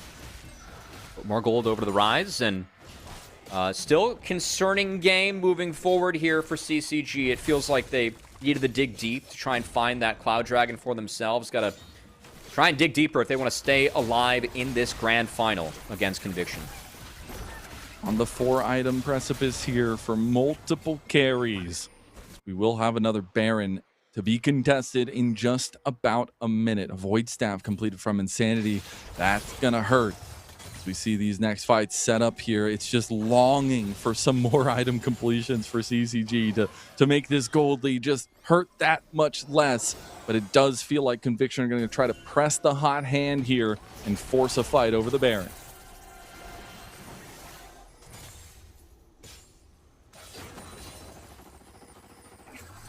LDR in for Cody-san as those items continue to rack up. That's got to be the saving grace here for CCG. Cody-san empowered a lot. Given the Fiji's your top laner, he's going to drop resources for you as a marksman. I don't think we've really felt the might of Cody-san the first couple games in this series. Going to have to feel it in this Game 3 if CCG wants to remain alive. First time in finals for all 5 of these guys. They don't want to go out in 3 against the team that has knocked out their opponents in 3. The core of them. The last 2 finals in NACL, looking for 3 in a row in 3-0 fashion for the 3-man tandem of Tomio, Insanity, and Tactical. It's impressive, man. CCG being kept out of this river so far. Really see it's tough for them to make progress on the way in.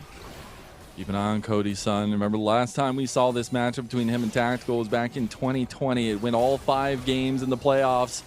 They need a little bit of that magic here today. You change the fate of time. Tomio going for the Dragon Rage. He gets locked down, though. Cypher finds the back line here now as well. Ruthless Predator comes out, and the GA is going to be popped onto him. Now they turn onto Aojun, who has to flash away. It's going to be the cask onto Tomio to get him away now. It is CCG that make it out by the skin of their teeth. Dardoch had to escape out of the backside of the fight, and now the Baron started by Conviction. They tried to Realm Warp in the Pop Blossom. It didn't connect, which made for a difficult fight, but one that Conviction was able to stay on top of. Baron's at half. TP coming back in for Aojun. This is desperation. 5K. Dardoch, if he's going to make it, he's got to try to fight. He says, no, I can't do it. It's the Baron completed by Conviction, taken right in front of CCG's very eyes. Rise doing so much damage on the way in for Trundle, just doesn't have a way in. Again, the engage for CCG, it's not straightforward. And the engage tools being down, Dardoch could not get in, zoned out nicely by Insanity as Conviction take that Baron for themselves. And will have the Baron empowered waves to try and set up for the Elder Dragon if the game does come down to Elder. I'm here for an Elder Dragon flip. Let's give a little chaos to finish out this spring season here, shall we?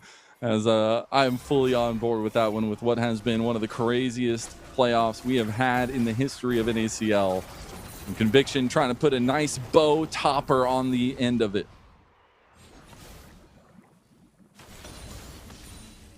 For Christmas in June, potentially for Conviction.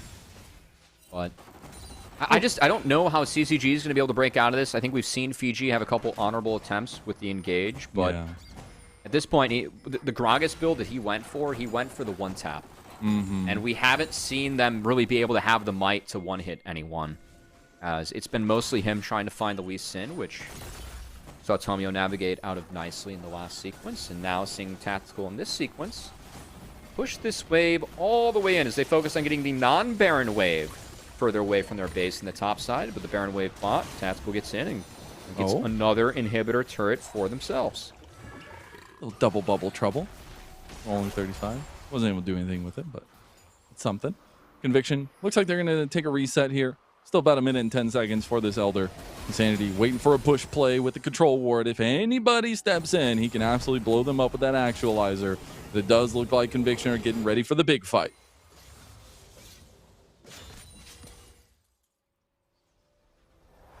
I mean, what can this cask find? I think that's got to be my big question.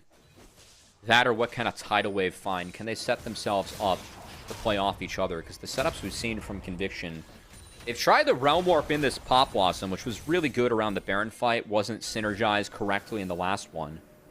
But it's making it really difficult for CCG to play out the scenarios, as they have to be very wary of any Realm Warp that comes in. They've got to know at this point that this combo is being played / attempted by Conviction. And at the moment, Insanity pushing in mid. CCG know that as a tandem, they can't match the might of Conviction, so trying to play in the bot side, the worst side to play this Dragon. But Insanity managing the mid wave the way he is, and Dardoch with taking a pretty big chunk there from Tactical. I mean, this is an Elder spawning, and CCG, if they can't contest this, I mean, this is just going to be game. And they're going to start getting Elder, you gotta hang it up. That's it's usually when games are over. As Dardoch gonna try. Dardoch's down! Dardoch's gone! And now Tomio's just running rampant in the backline! Bounty's gonna find a double, and it's just all she wrote here. Look at Tomio, he's having fun! It's like he's playing Sock'em Boppers back in the 90s. It's gonna be Conviction running down CCG for one final push. Down to the bot lane with a take notes emote, throwing in the face of only 35, and Conviction have their sights set on a championship.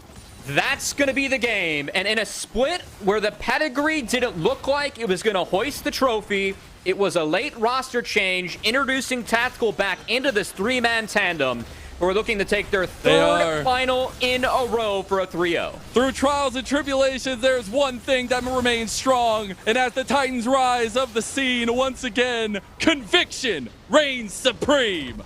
3-0. First title for Conviction as an org, investing in players that have done it before. As we didn't think that Insanity and Tomio would be back at this moment. Didn't think that Tactical would even be playing in this split. But getting this tandem back together was just what this team needed to step up big in the playoffs. It only got better for them throughout. Again, CCG, I think making it to finals was a big accomplishment for them as a tandem. First time in finals for all 5. But we saw that team that has won the last 2 finals really step up to win their third in that core 3. And then with Sniper and Bounty around them, Sniper stepping back into Tier 2, hoisting his first Tier 2 trophy. He's got to feel good for him. And Bounty, too, as a rookie, really stepping up, not shying away from the moment with this team and the names around him to make sure that they could find the victory. This is a team that I'm curious if they stick together for summer, because, of course, in summer, if you win or get top 2, you're playing for that LCS slot, something that this team in the core 3 were built to do last year with Luminosity Gaming. Couldn't quite topple the skies, but the path to try and do that again is set forward for them, winning split 1 with Conviction. How many times did they make it back there if we just give them a spot, man? Like, I don't know at this point. Incredible stuff from Conviction. And again, it's such a delight to see what this team has turned into, right? There were so many questions when the roster swamp came through, what this was going to look like. Why wasn't there time given? And it turns out it was the right decision for Conviction, at least. And to see Sniper and Bounty have such influence in this series just goes to cement that in some ways, especially Sniper, where we had all those question marks, and to have a couple back-to-back forwards to bring out the vein and go like 6-0 or whatever in game number 2. Those are the kinds of moments that show the flexing power of Conviction, and moments like this where you see Tomio strut his stuff on a Lee Sin in a game 3 of a finals. I mean, Tomio, I think, continues to provide reasons to believe in him when I think a lot of other teams and players that try and provide reasons to doubt him. As Tomio, 5th Tier 2 title hoisted with this win today for Conviction. And again, for Conviction, taking some pieces together that have had success in Tier 2 before, had success in Tier 1 before in that manner. But I think the late swap of adding Tactical and Bounty, they deserve some kudos for that. Again, I think that from what I've seen straight up, and Tactical really has been a big upgrade for this team. And Bounty stepping in, I know that he's not the player that I look towards as being the best player on this team, or even the MVP today. But what Bounty's done with this team, I think he's been one of the more unrecognized faces or people that has really stepped into this team. And there has not been any momentum lost ever since they got this tandem of 5 together. It feels like the fit that was needed for this team to be successful. Sniper really elevated his play throughout the playoff run. Insanity, I think, has been decent for the split, but came into his own and came into the dominance I'm used to seeing from Insanity in the mid lane for Tier 2. And with Tomio to back it all up, an impressive team win for Conviction, who, League of Legends is a team game. We've given CCG, rightfully so much praise for how they've played as a team and a tandem throughout this regular season for NACL, but it was the individuals and the strength, the conviction that Pro Experience did reign supreme today. I think made a really tough best of series. Both times CCG went up against Conviction in this bracket. Well, you fight fire with fire is what they say, and Dardoch was the fire for CCG, so it's only right that Tomio lights it up and earns our MVP for the finals, as deservingly so, being able to show every version of himself, it felt like, throughout it. A great performance on the Vi, an impeccable performance on the Sejuani, and just seemed like he was having fun out there on the Lee Sin to finish it off. Game 1 was close. I think games 2 and 3, Tomio really controlled the games from start to finish. Game 2 out of hand quickly, thanks to CCG not finding conversions on their first few plays attempted. And then game 3, he got big on that Lee Sin, made sure that his presence was felt for the rest of it. Showed some of the AD control on the Vi, some of the tank control on the Sejuani, and some of the flashiness in the Lee Sin to wrap up this 3-0 for Conviction. And Tomio wrapping up that MVP. Just had to give himself a selling point, Any LCS teams watching out here? Let's see what you got. But yeah, it's an incredible story from Tomio, and we get to continue to hear his story, as I do believe I'm going to be talking with him for our post-game interview. So Cubby, I will see you after this, and I get to talk to my dear friend Tomio once again. Let's go ahead and bring him in, the MVP of the Grand Finals and the 5-time NACL champion. How does it feel, man? You've been here so many times before. Does it feel as sweet as before? Yeah, definitely feels good, because earlier in the split, or like just in general the split, we had a lot of things to work on and we weren't doing too good. And it's more rewarding, I guess, because we're a 6th seed and we climbed through the hardship and the troubles, and takes a lot of grit. Not just for the games, but just mentality. So this one feels a lot better, because I don't think people were expecting us to win right away. Yeah. People expected us to do good at the beginning of the season, but we obviously didn't do that well. And now we're winning. It definitely feels a lot better than the other championships. Okay. Because it's more of a challenge, I guess. Yeah, I feel you. Well, I gotta ask you, man. They've been all 3-0s. What the hell is up with that, man? I wanted 5 games. I wanted to hear Silver Scrapes. Yeah. But in light of things, you've had dominant Grand Finals. When I play, it's not gonna be that easy. I think the regular season's kind of fake though too. like low-key, because it just matters how good you get as a team and individually as well through playoffs. Like, at least for this league, probably it's good to just lose to know what you need to work on. Because if you're just winning, you just call it a day, you go home, you get some lotion, put on your body, and you're just comfortable, you know? Yeah. And you're not that stressed out because you're like, oh, we're just winning and it's free. Or like, I don't know, we're undefeated in the split. It comes playoffs, and you actually don't know what you need to work on if they actually pop up. And it might be too late for some teams. True that. I got to ask you, though, you've been with this core a little while now, getting to play with Tactical once again after the swaps came through, but Insanity in the mid lane. Your guys' duo was insane today. What does that mean to you to be able to play alongside guys you have reached that mountaintop before and getting there once again? I'd say it's pretty fun.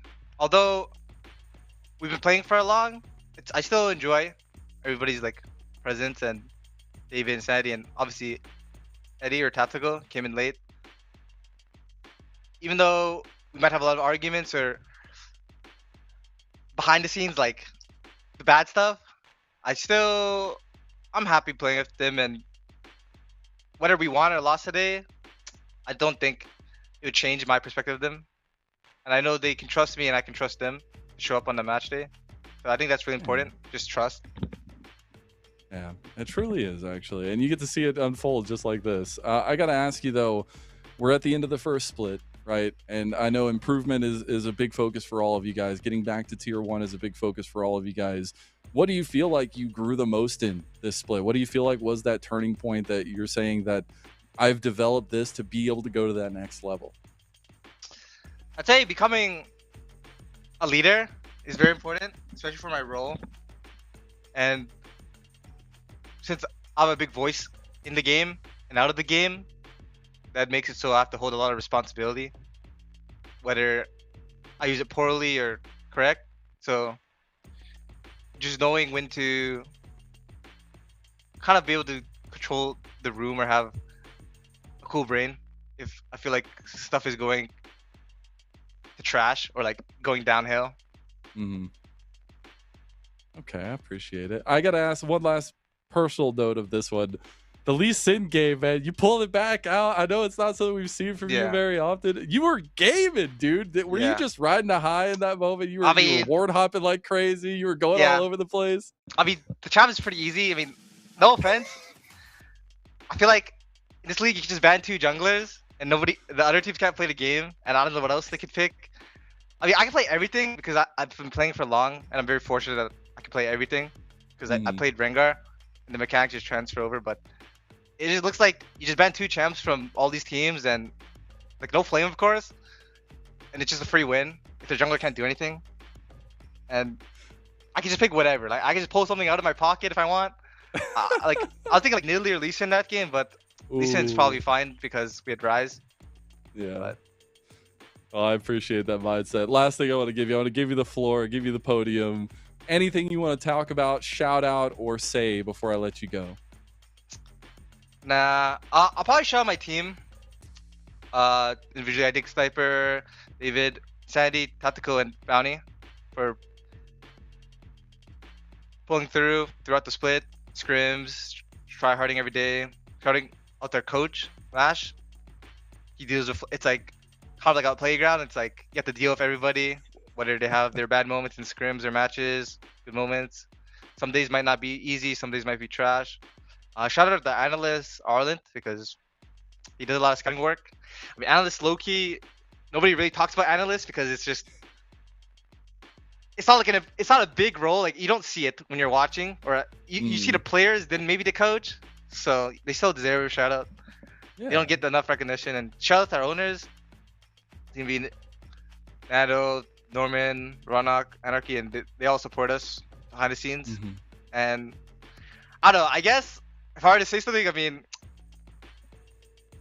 I just hope I can go back to LCS because I want to see how I truly do, or like how well I developed. And low-key, it's just like taking free money playing this league.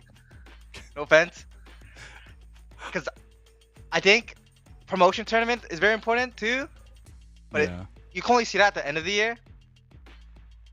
And I think that's the only thing that matters. It's important, at least for us, because that's the goal. Yeah, got to get back there Especially and try summer to split. re-earn it. Yeah. Yeah, for sure. Because last year we didn't pull through, Yeah. and I think definitely could have pulled through. So we'll see if we can do it. Hey, we'll next see if the year. revenge arc is going to be there. Tomio, I just appreciate you and all of your team's mentalities on improvement and wanting to push back to that tier 1. So thank you, my friend. Yeah. It's a pleasure to give you the MVP for finals here once again. Now, thank you so much, Tomio. We'll see you soon, I'm sure. And I'm going to go ahead and bring back Cubby with me to round out the split. And what a split it's been. Some crazy storylines in the playoffs, but it ends up much the same, Cubby.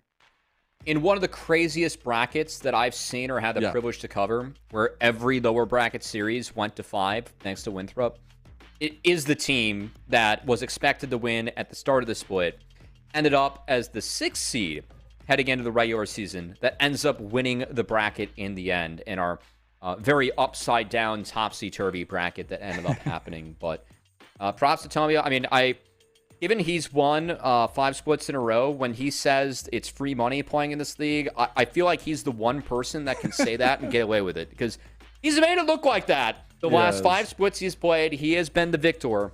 Very impressive run from him, and congrats to Conviction finding their organization's first win in the NACL with this roster. So, as Tomio spoke to, wasn't the easiest ride, but once they got to the caliber that we know this team can compete at, they were the team to beat. They proved that, I think, pretty early on in the bracket, and could not be toppled today by CCG.